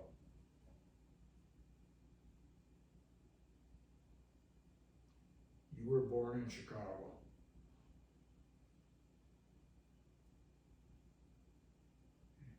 And Mark, I think, was at Schaumburg? We bought our first house, or built our first house in Schaumburg. I think Mark was born about that time. Yeah. We bought our house in '68, and I think Mark was born in '69, right? Yeah. So where were you living when you first moved to Chicago? We were living in a small 1-bedroom apartment in a suburb of Chicago called Broadview. And there was a suburb of Chicago, a nice area, little 1-bedroom apartment. We kind of had a sub-basement apartment, but it was a new one. $125 a month for that apartment. And we had So it was a pretty nice place then. 1-bedroom, yeah, it was adequate. Your crib was right in with was right in our bedroom, you know. Yeah, we made it through okay.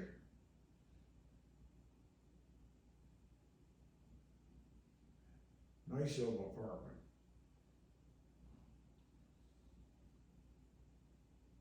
And what did you do for US Steel? And when we had that apartment, I worked for US Steel. Found a job with them. And one of the guys that lived in that apartment building is the ones that recommended Broadview to us. And he lived in the same building as we did. We commuted together to US Steel.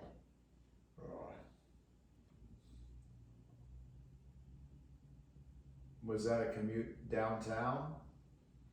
We went to the train station and got on the train, and then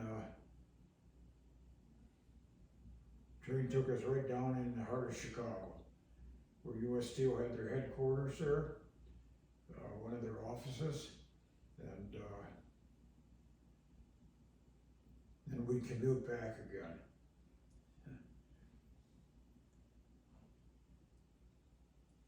Usually go to lunch at some nice little restaurants right around the US Steel building, which is located right next to the Board of Trade. I mean, we were right down there in the middle of Chicago. Mm. And what were you doing for them?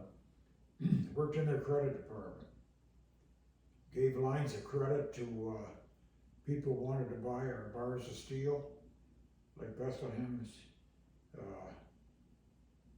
I think we even sold to Bethlehem Steel. But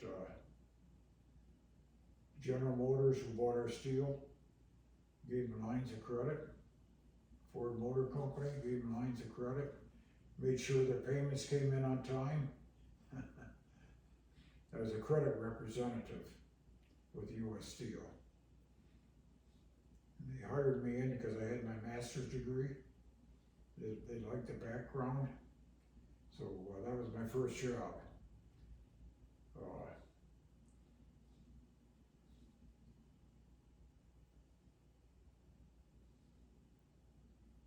So did you have to research their ability to pay their bills? Yeah, we before did. You gave them credit? We did. I remember 3 things in credit. Is they had to furnish us with a profit and loss statement. We did a Dun & Bradstreet report on them. Number 2, which showed their payment history with other companies. And number 3, what did we have to do? We had to do something else. I know there were 3 reports we had to get. Some other reference? Yeah. And we set them up with a $5 or $10 million line of credit.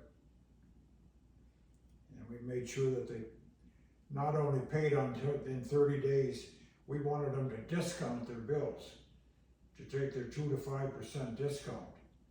We just wanted our payments in fast. Yeah, yeah. So that was a big influence, and that they discount their bills. Give them a little incentive to pay earlier rather than later. Right. Yeah. And I don't know, I had probably 50 accounts to work with over there.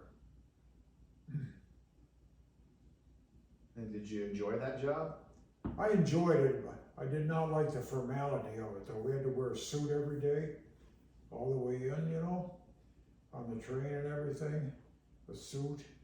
I did not like the formality of it. I didn't like the management structure. These guys sitting in their fancy offices telling us credit reps what to do. I didn't care for that. I didn't like the asshole I worked for. And one day I just simply left. Right on Christmas Eve. I was out on the street walking around looking for a job. Yeah. Yeah. I think I found might have been Christmas Eve, and I was walking around, I saw a sign for a employment agency, and I walked in there, and told them what happened and everything. They said, let's see what we can do for you. Wasn't too much longer, and they said, we have an opening, Motorola needs a guy to help start a new department, you know, and you want to go over and talk to him? I said, yeah, I would. So I went to Motorola, and I met the marketing manager. His name was L.L. Hallman, and he says, yeah, we're looking to set up a new department to make closed circuit television cameras, you know, and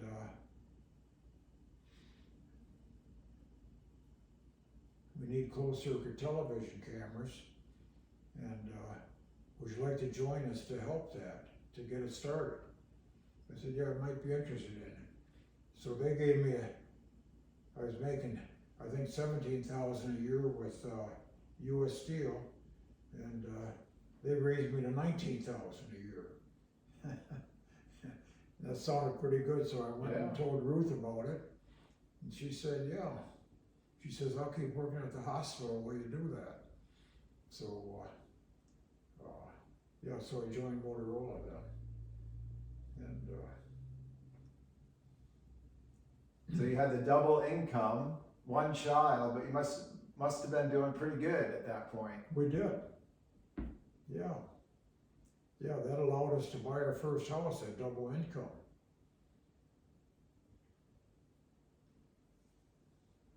The only thing is, even with our double income, we knew the house that we wanted. We knew the subdivision we wanted. We kind of knew the house we wanted.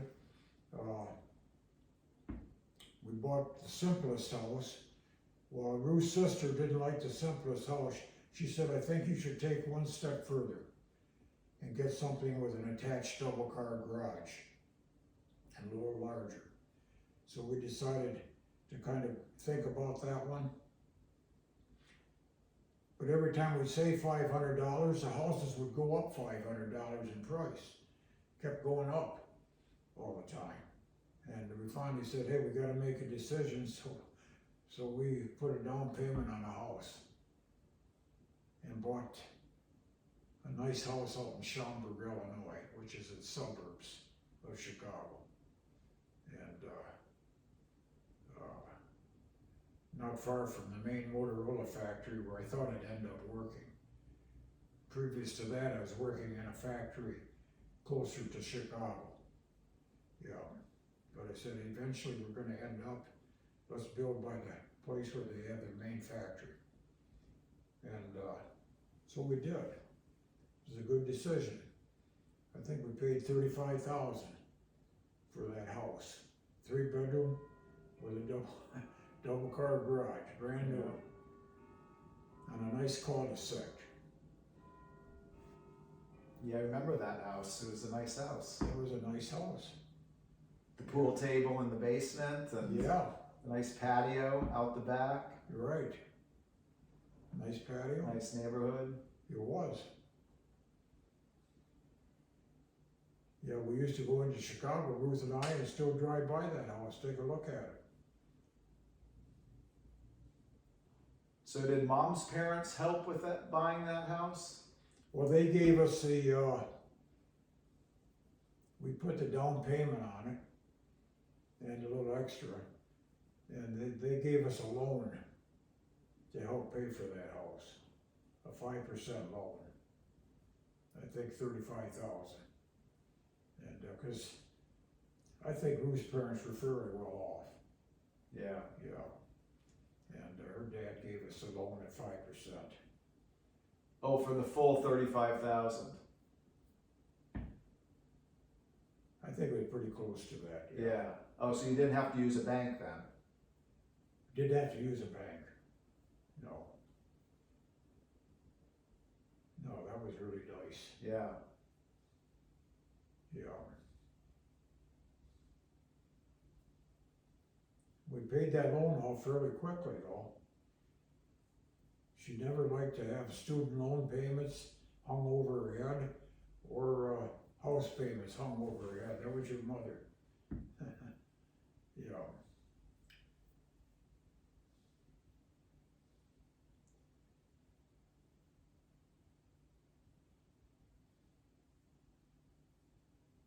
And I think we stayed there until 71, was it? I think so, yeah, we stayed there 71.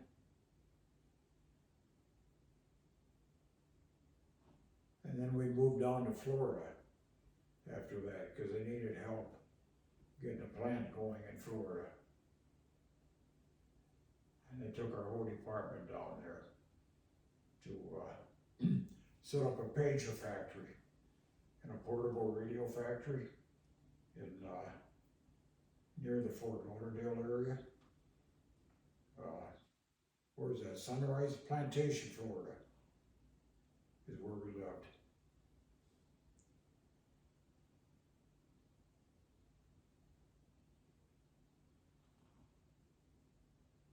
Did your role change much during that transition, or were you doing the same work in Florida that you were doing in Chicago? No, in Florida they had me in the marketing department to help develop that camera, and eventually we did, and we developed a high heat type of camera that could look right straight into a blast furnace at U.S. Steel Company. And a low light level camera that could see in the dark. We developed that. We developed a standard camera. That was $1,500 alone, you know. That was a lot of money for a closed circuit television in those days. $1,495, I still remember the price. And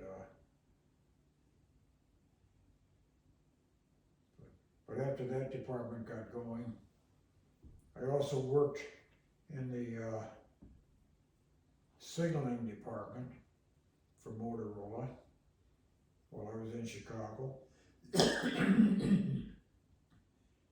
In that department, we made miscellaneous things, like traffic light control devices that time the traffic lights and turn them on and off. We had a traffic light department.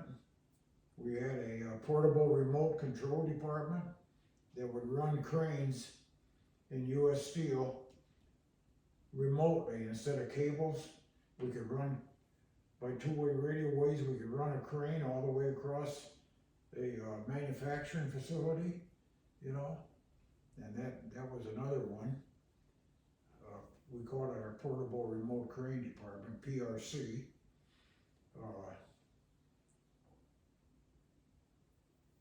we had the closed television too.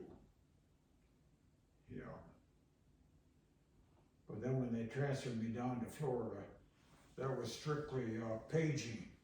The pocket beepers, we put out a couple $100,000 a year for the pocket beepers. And the portable radios, I don't know, we put out probably 70 or 80,000 walkie-talkies a year down there. All, most of it hand labor on assembly lines. And some of those girls retired as millionaires because they were working there so long on the assembly lines. Yeah. I mean, $1 million back in, the 70s is a lot of money. Sure. But with their stock option plans and everything, some of those girls ended up with over $1 million as assembly line workers. So even the assembly line workers got options then. Yeah, Some company shares, that's nice. yeah, Motorola had good fringe benefits. I will say that. And then what kind of work did you do at, in the marketing department for the pagers Oh, in and marketing, radios? well, we prepared all the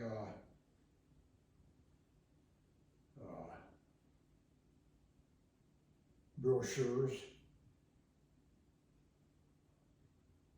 We prepared all the brochures. We told engineering what products were needed. Worked along with the engineers to keep them on schedule and so on. So you were doing some market research? A lot of market research, Yeah. yeah. We developed the first pocket pager where you could put it right in your shirt pocket.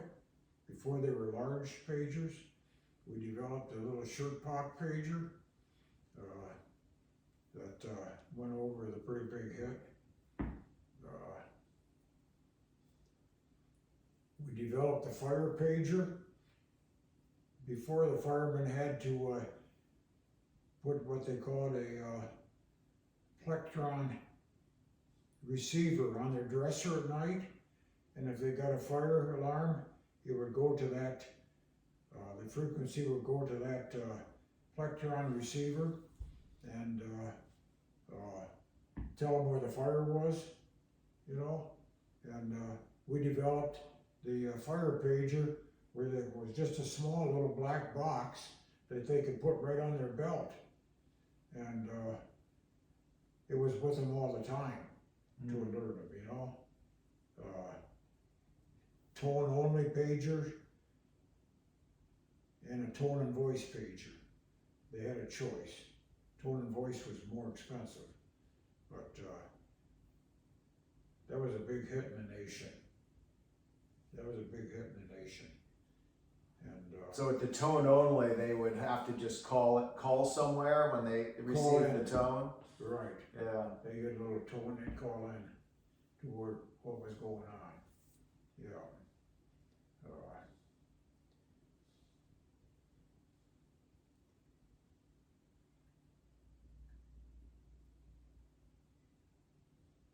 And we developed another pager called the PageCom, which was the same thing, but it was an economical version, very low price version. We called it the PageCom. But yeah, I had to make up the brochures, work with the engineers,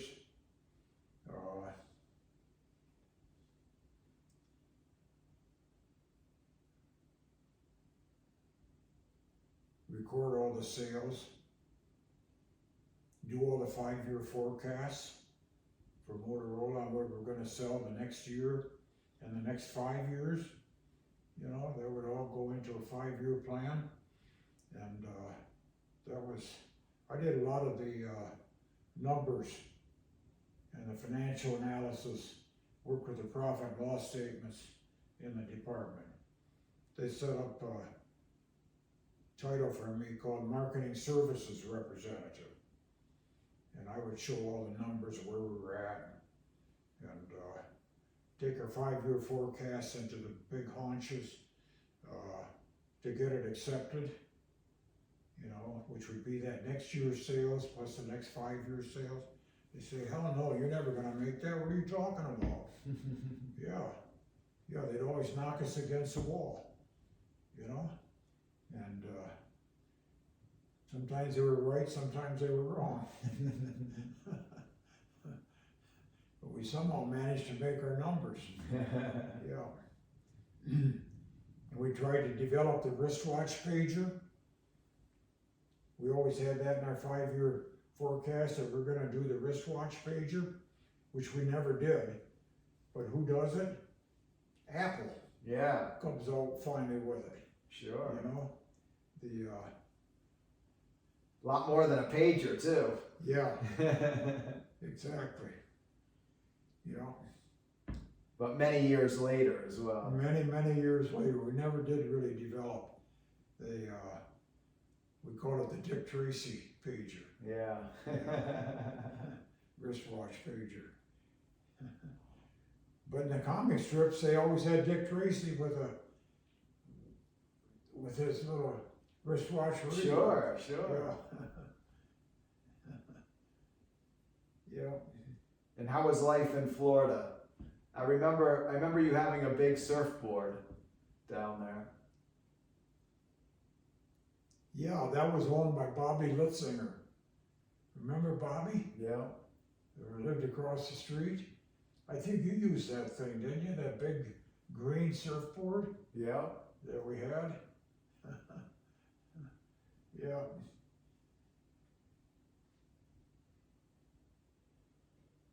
Yeah, those are good days down there. I liked Florida. We had the swimming pool in the backyard. We did. It was great.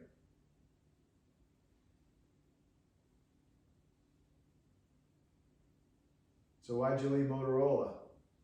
Well, we went to a two-way radio show, and I was there visiting different booths. I walked into one booth called Tram Diamond Corporation finally, and I met this little old guy. We chatted for a little while. He said, well, we're looking for somebody up in New Hampshire. You want to come up and visit us sometime? I said, yeah, that would be nice.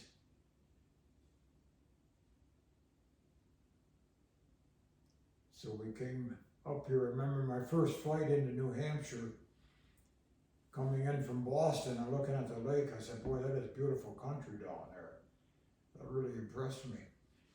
I said, God, all the hunting and fishing, and look at that lake. It was gorgeous. So I went in to see Jim. I think he was 75 or so at the time. He said, yeah, I'm going to eventually retire. Give the business to my sons, maybe you can help them out. If you like the area, why don't you bring your wife Ruth over? We'll show her the area too. So they flew Ruth in, and Ruth kind of had the same feelings. She liked it, and eventually made the move. And it offered more money. You know, Florida was, once I got to Florida, Motorola wasn't treating me too well as far as salary advances, because they thought they had us tracked down there, almost. Yeah. Nothing else available, so the opportunities kind of stopped. I mean, I had a lot of opportunity when I worked for them in Chicago, you know, had good people to work for, but down there, the opportunities just weren't there. So I decided to make the move to go to better money and, you know, something that I thought I might enjoy. Yeah. Yeah. So, Well, tell me about the move to Gemtronics in South Carolina. yeah. Before that. Yeah, before that, that's when the CB craze started. And how did I get that offer? I think I wasn't real happy with Motorola, so I went went to another job agency, and they called me and said, there's a fella in South Carolina that needs help at the factory in their marketing department. You wanna go and see him? I said, sure. So, took a trip to South Carolina, and I met Carol Godfrey down there, and nice fella, friendly president, had that southern drawl, and he said, yeah, we got something here, CB market is booming, I don't think it's ever going to stop. He said, why don't you think about bringing Ruth down here and looking at the place? So we did the same thing. So Ruth came over, and she said, yeah, it looks like a pretty good opportunity. And she liked the small southern atmosphere, and we took that job with Gemtronics. CB market was going crazy. I think it was shipping 20 to 40,000 a unit. 20 to 40,000 a units a month out of that place. And my job was to help manage a rec force. We had representatives throughout the country that were selling our products to dealers and distributors. And my job was to help hire them, and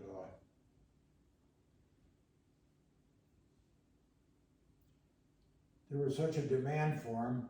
I would say to one rep, you're getting 5,000 this month, and to another rep, you're getting 7,000 this month, and to another rep, 3,000. We were allocating our CBs to the reps, and they were making good money on commission. So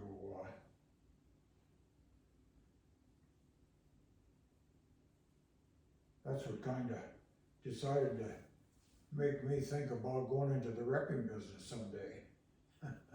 So I saw the money that was being made by these guys, the checks that were being written, you know? Yeah. Some of these checks were as large in 1 month as what I was making in a year at Gemtronics. And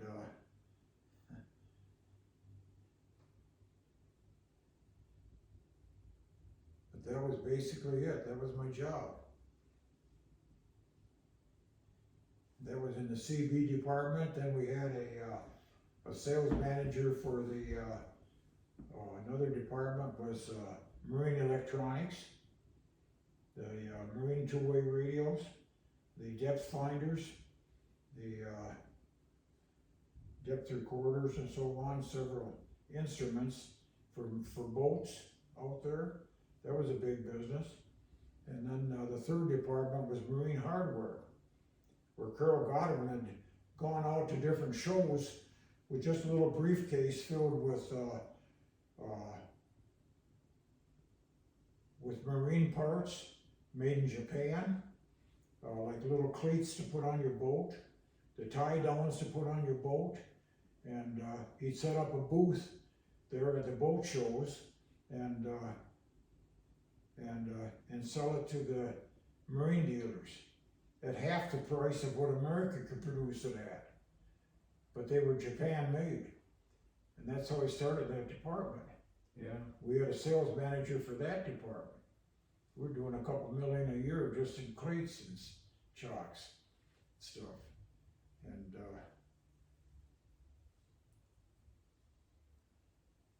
yeah, that was a going concern, Gemtronics. Until the bottom fell out of the CB market. And they had too many dollars invested in CBs. They had all their profits devoted to bringing in more CBs from Japan, from Toshiba, and then the market went downhill. when they switched from 23 channel to 40 channel CBs. It confused the public, and they're afraid to buy either one because they didn't think they were buying the right thing. And all of a sudden the sales just went downhill, and it put Gemtronics right out of business. It was that drastic. So what did they do with all those CBs that they had in the warehouse? Oh man, we had 50,000 CBs stacked up. And President came in and said, do whatever you have to do to get rid of them. I don't care what you have to sell them for, just get rid of them. Because we'll stick it to Toshiba in Japan, but they better give us a darn good deal on the next batch that's coming in, or we're not gonna pay for them. And Toshiba ended up giving us those CBs for like $5 a piece. Wow. Just to get rid of them. It was a pretty drastic thing when everything went bad.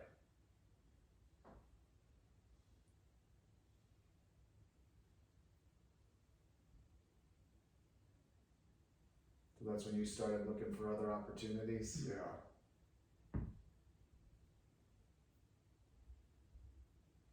Yeah, I think that's when I was out at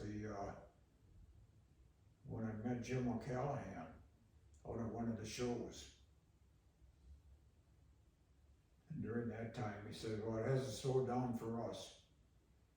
We're making base stations.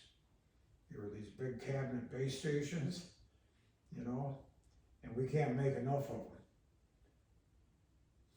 We've got a factory in Mexico producing them.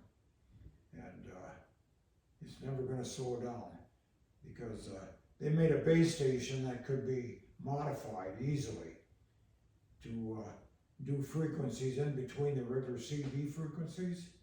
It'd be like private channels. Yeah. That it could be modified into that, and the dealers loved it. People loved it out there. And they kept buying them up like you wouldn't believe. We had the factory going up there in New Hampshire. We had a factory going in Nogales, Mexico, and it looked like it would never stop. Well, eventually that did too.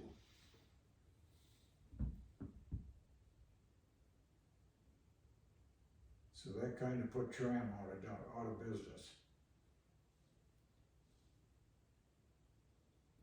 So Ruth and I didn't want to leave your area there in New Hampshire. So we decided to try to make it on our own and stay. And I went to work for a dealer in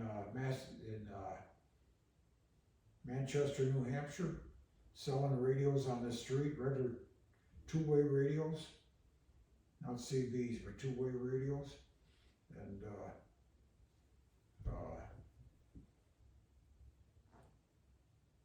went to work for him 3 days a week, going door to door to businesses selling two-way radios. And in the meantime, the other 2 days starting the repping business, because I knew what these reps were making. So I'd call different factories and say, hey, you need a guy to sell your product up here, you know? And they said, yeah, our sales aren't too good over there in New England. We'll pay you 7 or 8% commission, go out and do what you can do.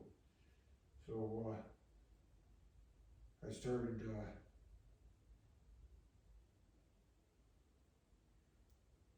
selling consumer electronics. Dad, let's take a quick break here. Yeah. I need to. Yeah, take a break. Yeah. Let's have a little bit of this. Okay, should we pour ourselves a glass of Lafroy? Yeah, a little bit. Just a little bit, Mike. Yeah. That's good, Mike. You can put some of that soda in with it if you want. Yeah, I'm gonna put a little ice in there too. Okay. Got some water in here. Cheers. Here. Look good. Nice morning.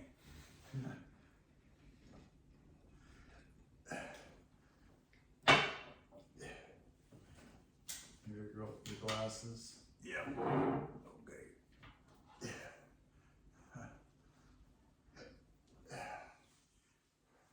So you're talking about your first job after being in the CV industry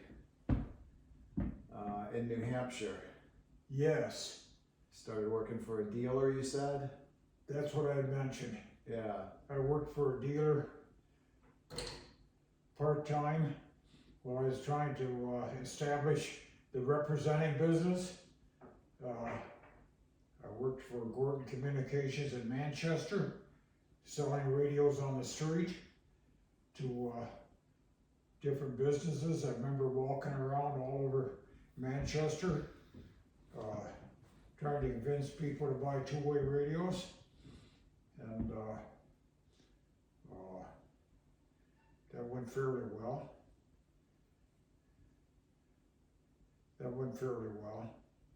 I was doing pretty good.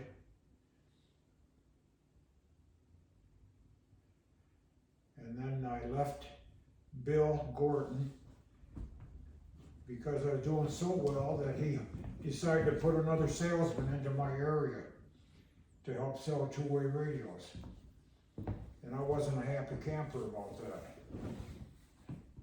After all that work you did, right? After all the work I did for him. Yeah, I was working on commission plus $150 a week on selling two-way radios, but I was doing halfway decent. But then he got greedy, decided to put another salesman to take part of my area away from me. Wasn't happy with that, and I left him. And worked for a company in Massachusetts called Southborough Communications. Guy's name was Bill Thorpe. He needed another salesman, and so I went to work for Bill Thorpe, selling radios throughout the Boston area. For a long time, he was surprised on how well I could bring orders in, and that went along pretty well.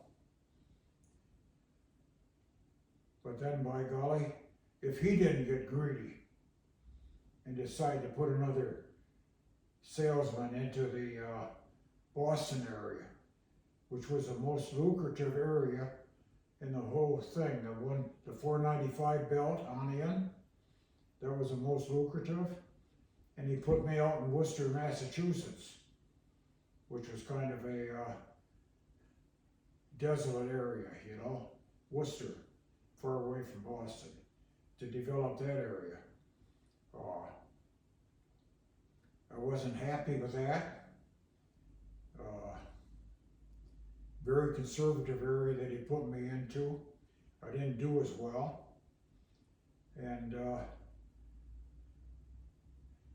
I was never happy about it. He and I came to terms that we had put this other salesman in the area, and we decided to part company.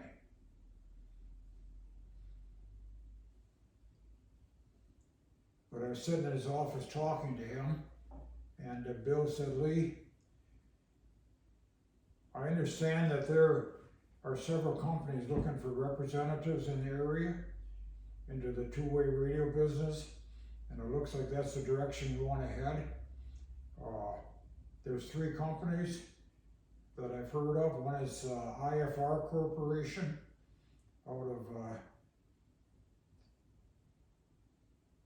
Wichita, Kansas, that's looking for a distributor to distribute their products in this area, in the New England area.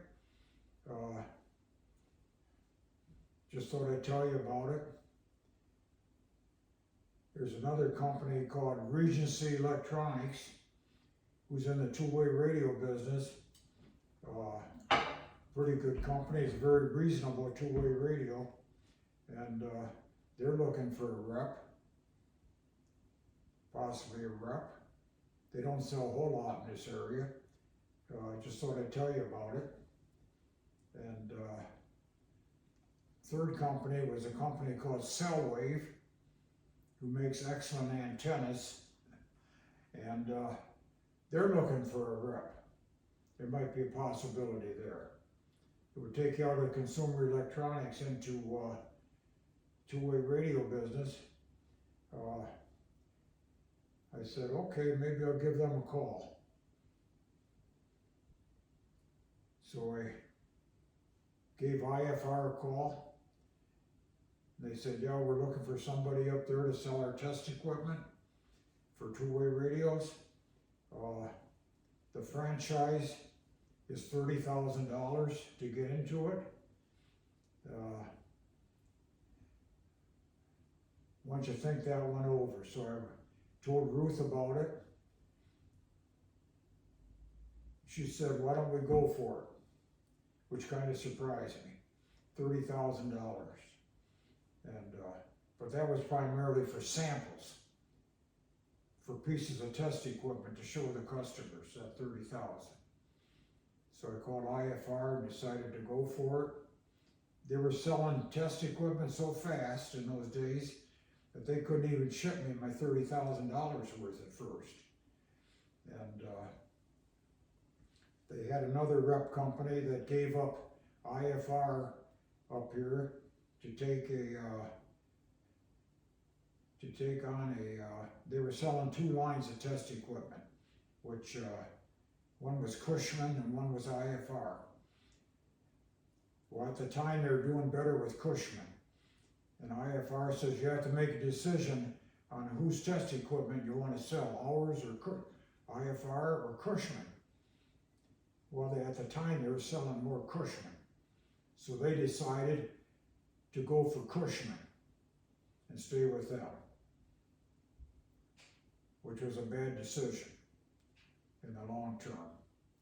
And found that out. They said, Lee, if you want IFR, you've got the franchise. So we took it. And called up the second company, Regency Electronics. They said, we're not selling a lot up your way. Probably only $5,000–6,000 a year now. We're trying to get our sales up. But if you want to take us on, okay. So we ended up taking that.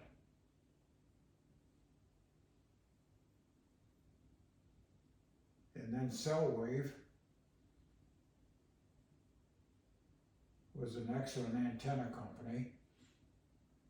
At the time I was selling a line called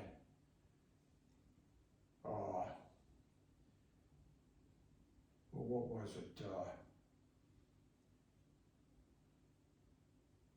Antennex or something, I don't know. Antennex sounds familiar. Yeah. And I kind of fell into Cellwave because Cellwave ended up buying Antennex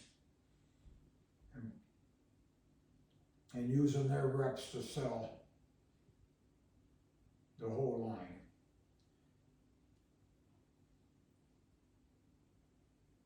All of a sudden, Ruth and I got a call.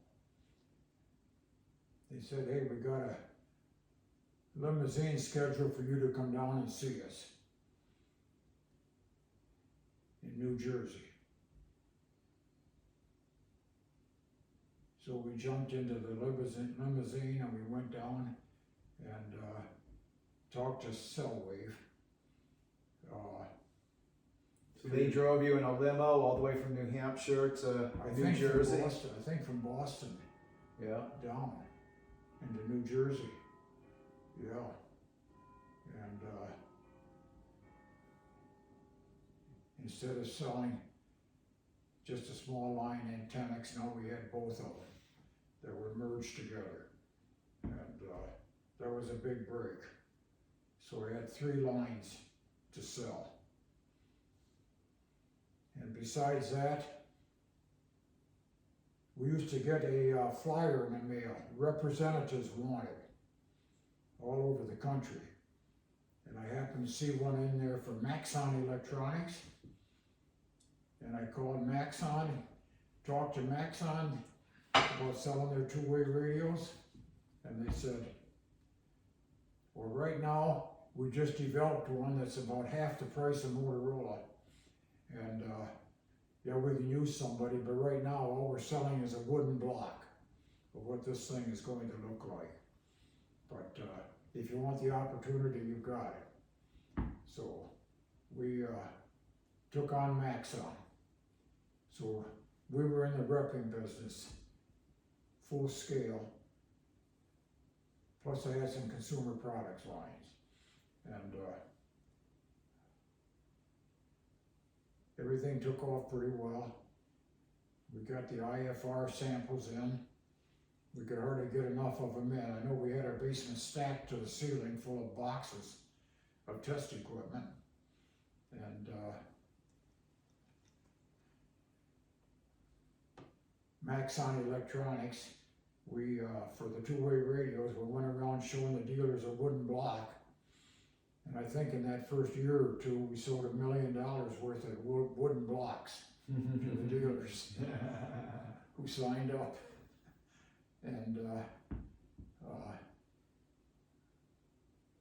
then Cellwave was a natural. We just naturally started selling their antennas. And but that started to give us a pretty good income. Which line was the most successful? Which line was most successful? I would say IFR was the most successful. Yeah. Yeah, we were making 200,000 a year back in those days, selling, repping these products, you know, which was a lot of money back in '84. Yeah.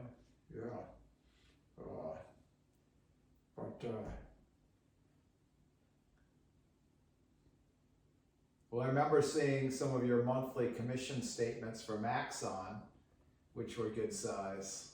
Yeah. We're making $7,000 to $8,000 a month just in Maxon for their little two-way radios.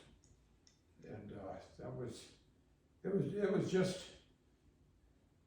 a couple good breaks in there, let's put it that way. But that we managed to succeed. But Mom always supported any of my decisions. She supported. She was always a nurse.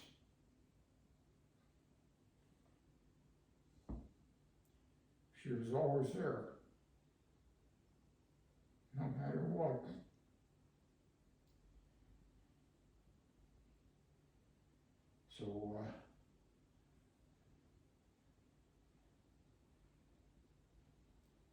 So those were some good years for us. I remember Mom used to do the driving around New England, and I kind of did the selling and where we were going to stop next. We were always a team. And is that when you got into the apartment rental business? Well, that's a good point. Yes, I did get into the apartment rental business back in the days when I came up here with Tram Diamond, because I saw the market going down with Tram. So I thought I had to supplement the business. I had little experience with apartments when we lived in Florida. We had 2 duplexes that we owned, and 3 more units out by the Fort Lauderdale airport. So that kind of got me into the rental business, because Motorola was letting me down on salary in advancement. So I decided I'm going to do something else. So we went into the rental business, which was fairly good. And yeah, so that worked out well. And then when I came to New Hampshire then, working for Tram Diamond, decided in 1979 to buy more apartment buildings up here. I had a good real estate broker that sold all my buildings in Florida for me. And he supported me 100%. And the buildings out in by the airport. He said, Lee, what I'll do is I'll buy them from you and then resell them. I'll take them off your hands, which he did. So that was a break. And, but we came up here, we bought, in '79, I bought a building on South Main Street, 3-unit. Same year I bought 2 buildings on Messer Street. Those are $52,000 for the 2 buildings. The previous building was only $35,000. So we had 3 properties there. And then in 1980, I bought a 12-unit building out in Tilton. I think that was $115,000 or something. And but that was fairly successful, a tough neighborhood, but successful. So we ended up getting into the rental business right here. And we had all this leftover money left from IFR and repping that we bought a couple places on the lake for investment. One being our present cottage in Guilford. And we bought 2 more buildings, one being in Meredith. And a little place on Winnipesaukee called Sweetwood. Bought all 3 of those besides.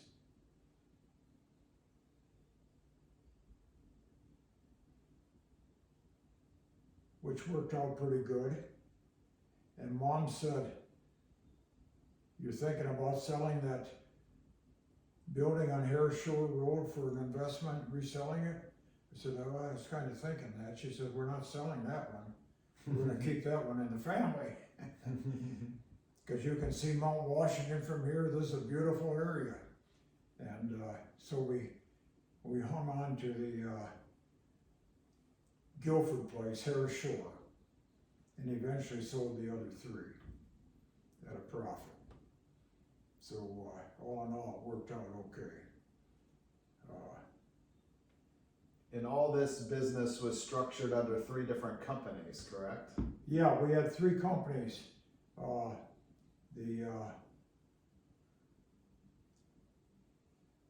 The distributorship, we called Economy Two-Way Distributors. And then the rental business we called Engelhardt Associates. Engelhardt Enterprises. I think Engelhardt Enterprises was the repping business. Okay. Yeah, Engelhardt Enterprise, the repping business. Engelhardt Associates was the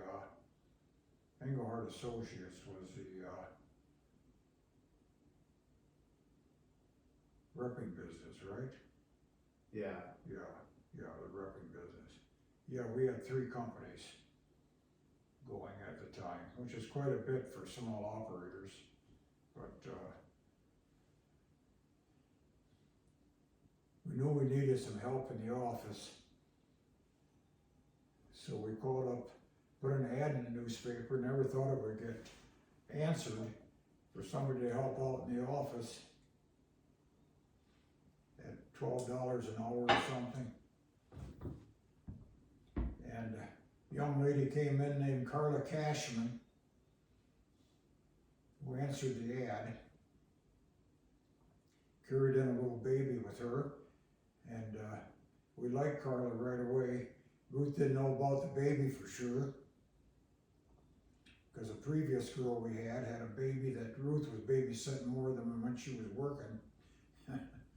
But we hired Carla right away, and we've had her for going on 35 years. And she's a whirlwind, she's good.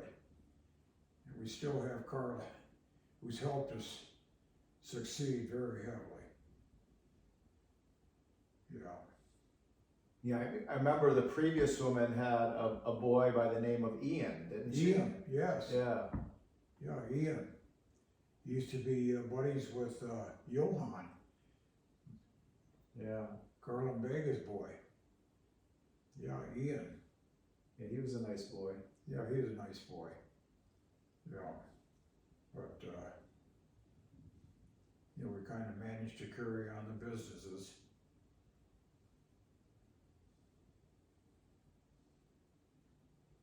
Yeah, and it was Carla's daughter, Meredith, that was in the baby basket, wasn't it? She was in the baby basket. Yeah. When we interviewed Carla, that little girl in the baby basket is now married with a child, college degree, master's degree in social services, and has her own house. Boy, oh boy, time goes by. So of all the jobs you've had, which do you think has been the most enjoyable?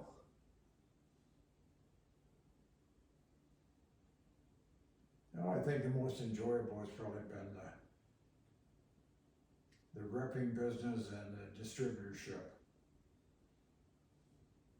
Because once again, you were independent. You didn't work for anybody. You made your own decisions. You traveled. And if you wanted to take a break for a little vacation, you took the break. If you wanted to extend a sales trip to see something, you extended it. And that all adds to the enjoyment.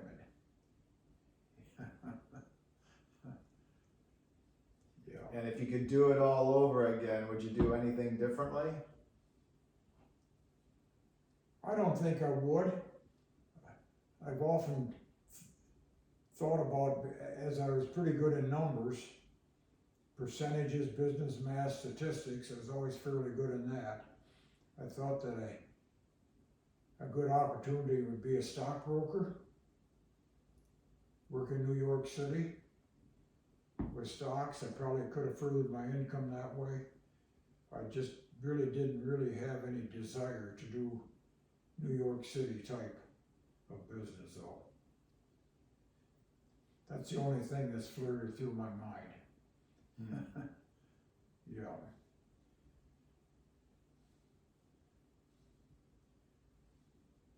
And if you could give a younger person some advice, what would it be? Career advice. Or any other advice? Well, I would say, speaking to younger people in Sophia, I would say think independently. If you don't like your job, there's always something else. If you move on, always move on for a better opportunity and more salary. Don't give up your individuality.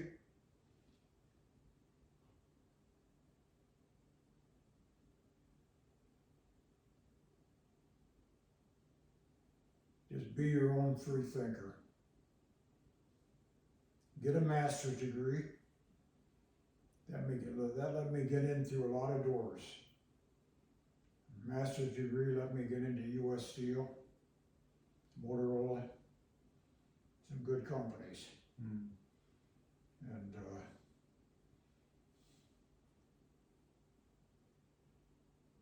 further your education, do the best you can.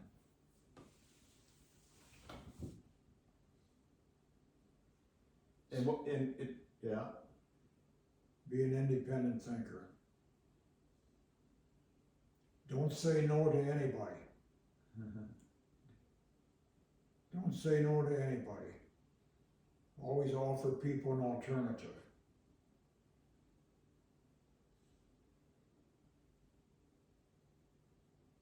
If you don't have quite the right product to sell, give them an alternative product that does almost the same thing or something else. But never say no to a customer.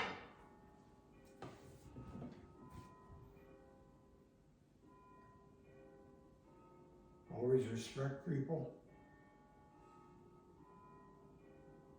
Be friendly. Don't burn bridges behind you. I've lost jobs. I've created jobs, but I never burned bridges behind me.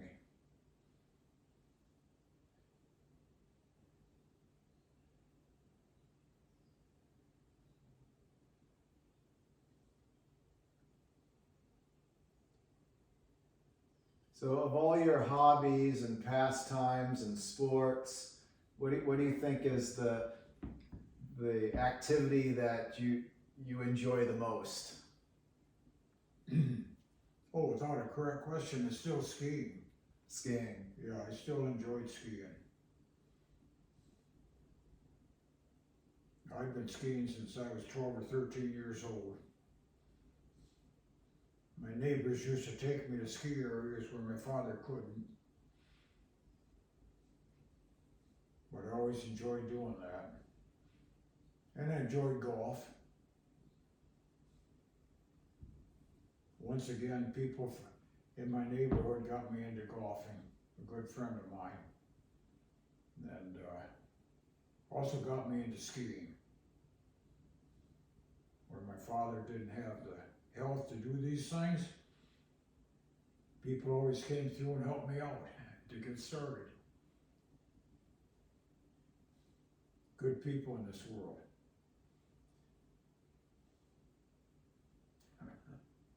So tell me about your time over at Guilford Hills and working out with the girls. Oh yeah.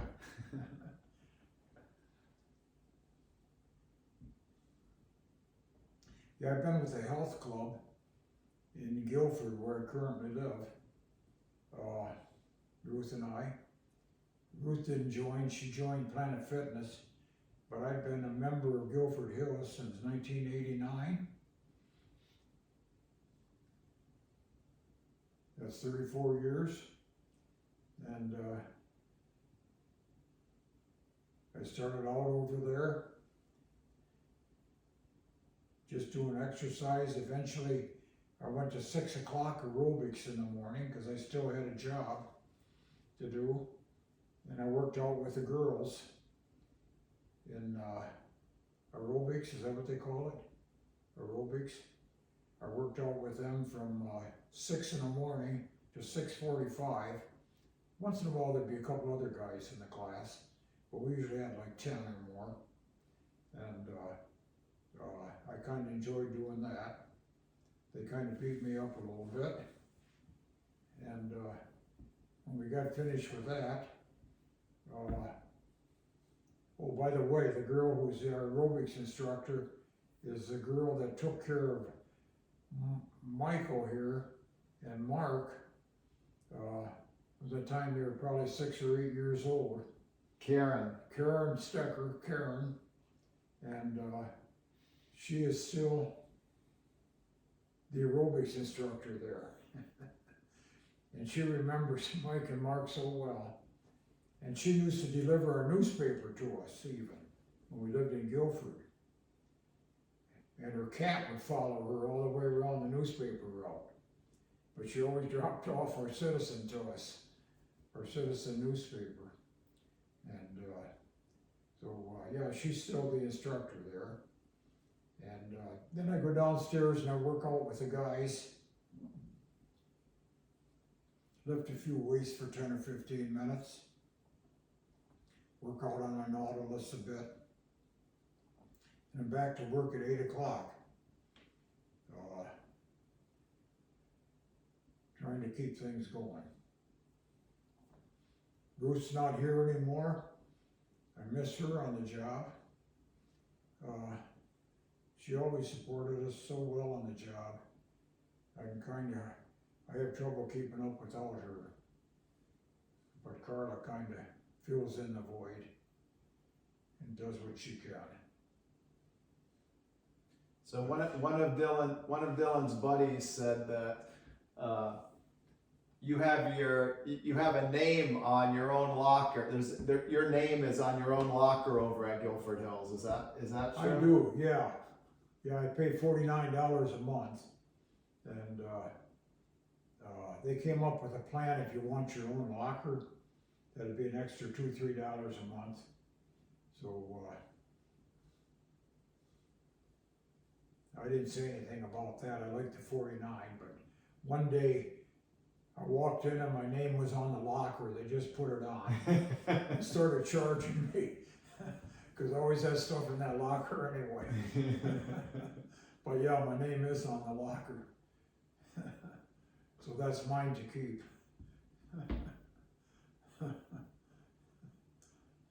So what's your favorite travel destination? Oh, my favorite travel, I think it's still, believe it or not, it sounds so simple, but it's still Florida. It's just something about Florida that I enjoy. Sanibel Island, you know, place where you can go to and get there fairly quickly, not have to travel long distances. I still like Florida pretty well. I'm not a big international traveler, and I still like Guilford. Well, what's your most memorable travel experience? I think the most memorable travel experience, I believe, was at Mark's wedding when he got married down in Florida. That I went out on a scuba excursion when I was down there. I believe that was Florida. And in scuba diving, you always said, keep your partner with you all the time. Well, my partner on that trip, we were down there 70 feet or so, and he saw a shark. And he decided to swim away from me and go after that shark to see where that shark was going. In the meanwhile, my tanks ran out of gas, started to run out. I was down to less than 500 pounds left in the tanks, and I had to come up. No partner to help me up. So I finally got up, I surfaced, but the boat was way out in the distance from where I surfaced from. And that made me worry. So I put some air into my bags, hand blew air into it. And meanwhile, my air was completely out of the tanks, and I had to swim all the way to that ship that took us out there. And that was probably a pretty thing to remember. Because they saw me and they saw that I was getting tired, and a guy came out and helped me in. Yeah. And that's one that I don't think I'll ever forget. But they kind of raised hell with the guy when he came in that left me. And what he almost did to me. So that kind of lurks in my mind. That's a good lesson for Patricia and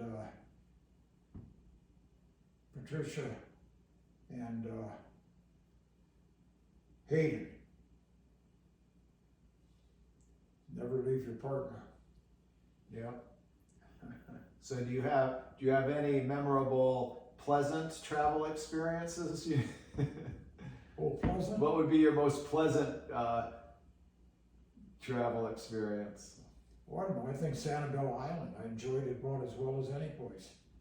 I enjoyed seeing those big turtles come up out of the ocean at night and leave their tracks where they laid their eggs, you know. And yeah, I enjoyed Sanibel. I enjoyed Aruba. That was kind of nice, seeing all the people. A lot of people go to Aruba and they go there every single year. And they all know each other on the beach. They sit out there and read their newspapers and talk to each other. I kind of enjoyed seeing that. That was a good trip with Ruth. Always good trips with Ruth. Now that she's not here, I don't have that desire anymore. What are some of the causes you have volunteered for? Oh, some of the causes? Just simple causes. I'm pretty busy with the job and all, but I enjoyed being on the church council. That was quite an experience. I had 2 3-year terms on the church council. Trying to contribute where I could. Another thing is working at the golf course, Baltic Park, helping these fellows over there, meeting guys my age that we could talk a little bit. That type of work, doing lawn work for the church.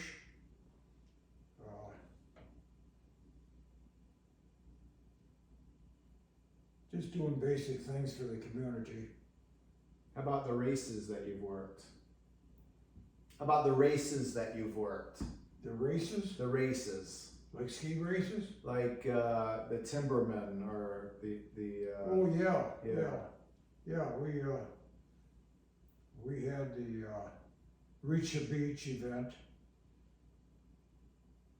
This was an event that I worked for many, many years, probably 15 years. People from all over the nation would come in for a relay race that started out at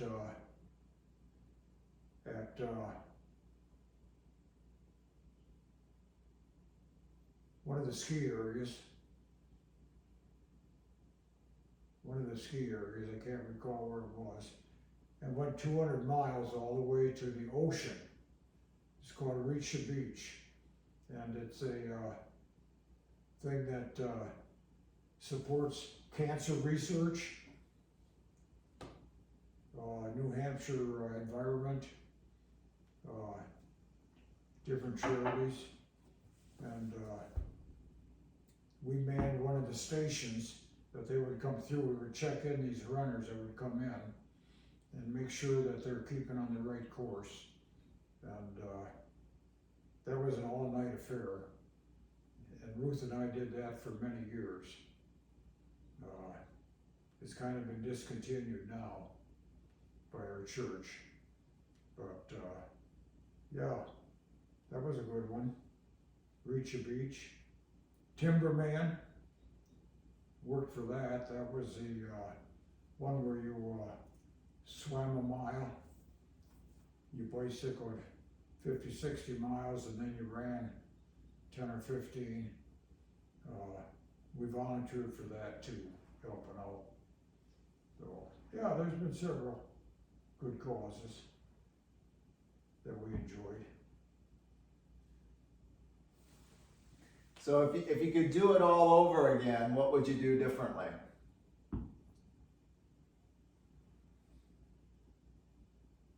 To be perfectly honest with you, I don't think I'd do anything differently.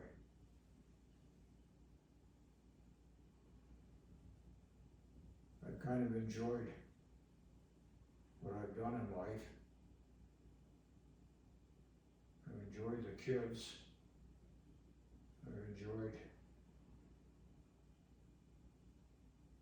living with Mom. I think basically it would be pretty hard to change, do something different. What would you like to see change in the current political, social atmosphere that we have? Well, I guess I would like to see a little more unity in this country. I think unity means a lot.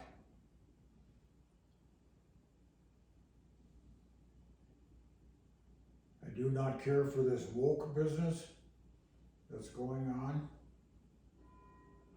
I do not care for people trying to influence our young kids as to what they should do in life, or how their bodily activity should be. That's got to change. This LBDQ or whatever it is that they have going,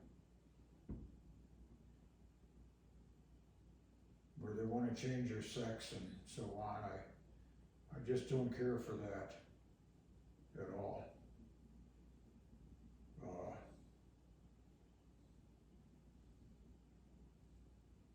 I don't care for our national debt.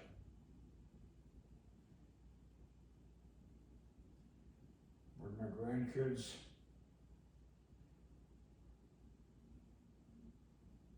are already in debt to the US government for $250,000 or so.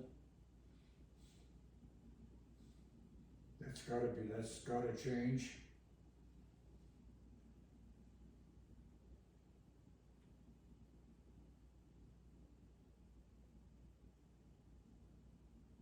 We just gotta be more cohesive and common sense thinking.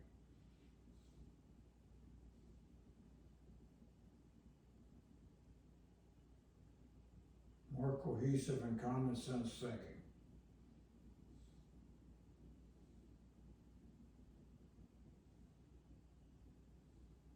I guess that's about it. How would you like to be remembered?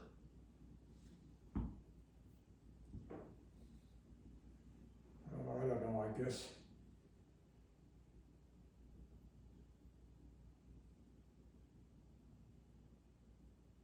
I'd like to be remembered as just a ordinary common sense guy. Trying to do his best in life.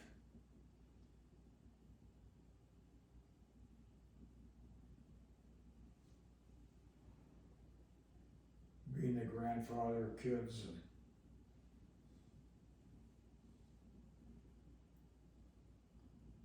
two feet on the ground.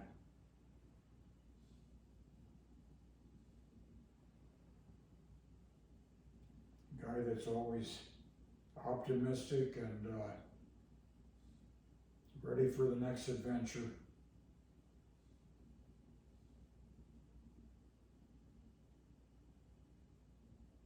Independent.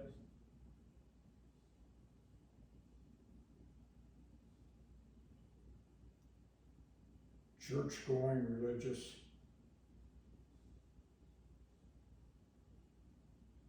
Just common sense things. Well, that's all my questions. Is there anything else?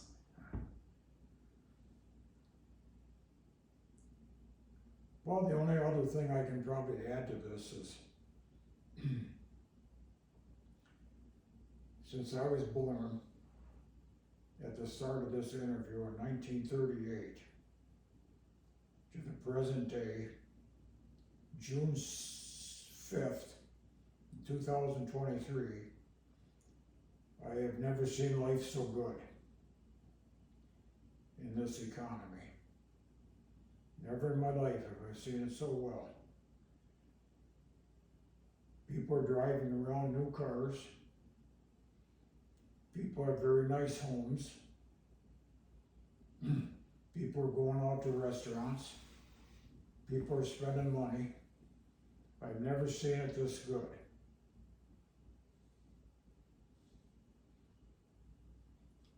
I remember the days when my father and I used to drive my family around in 1935 Chevrolet that would get blowouts on the road from the inner tube tires, and to our present 2023 models that almost drive themselves. It's just been a real fascinating life to see all this happen. And I can see where these immigrants that are trying to get across our border see the same thing happening in this country. And that's why they want to come over here. They see the same thing. They see the opportunity that the U.S. has. And I hope that can be worked out somehow. And I think in summary, God bless America. We may be in debt, but we've come a long ways.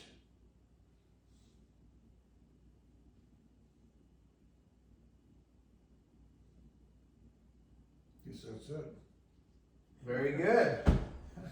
Nice job, bud. Okay.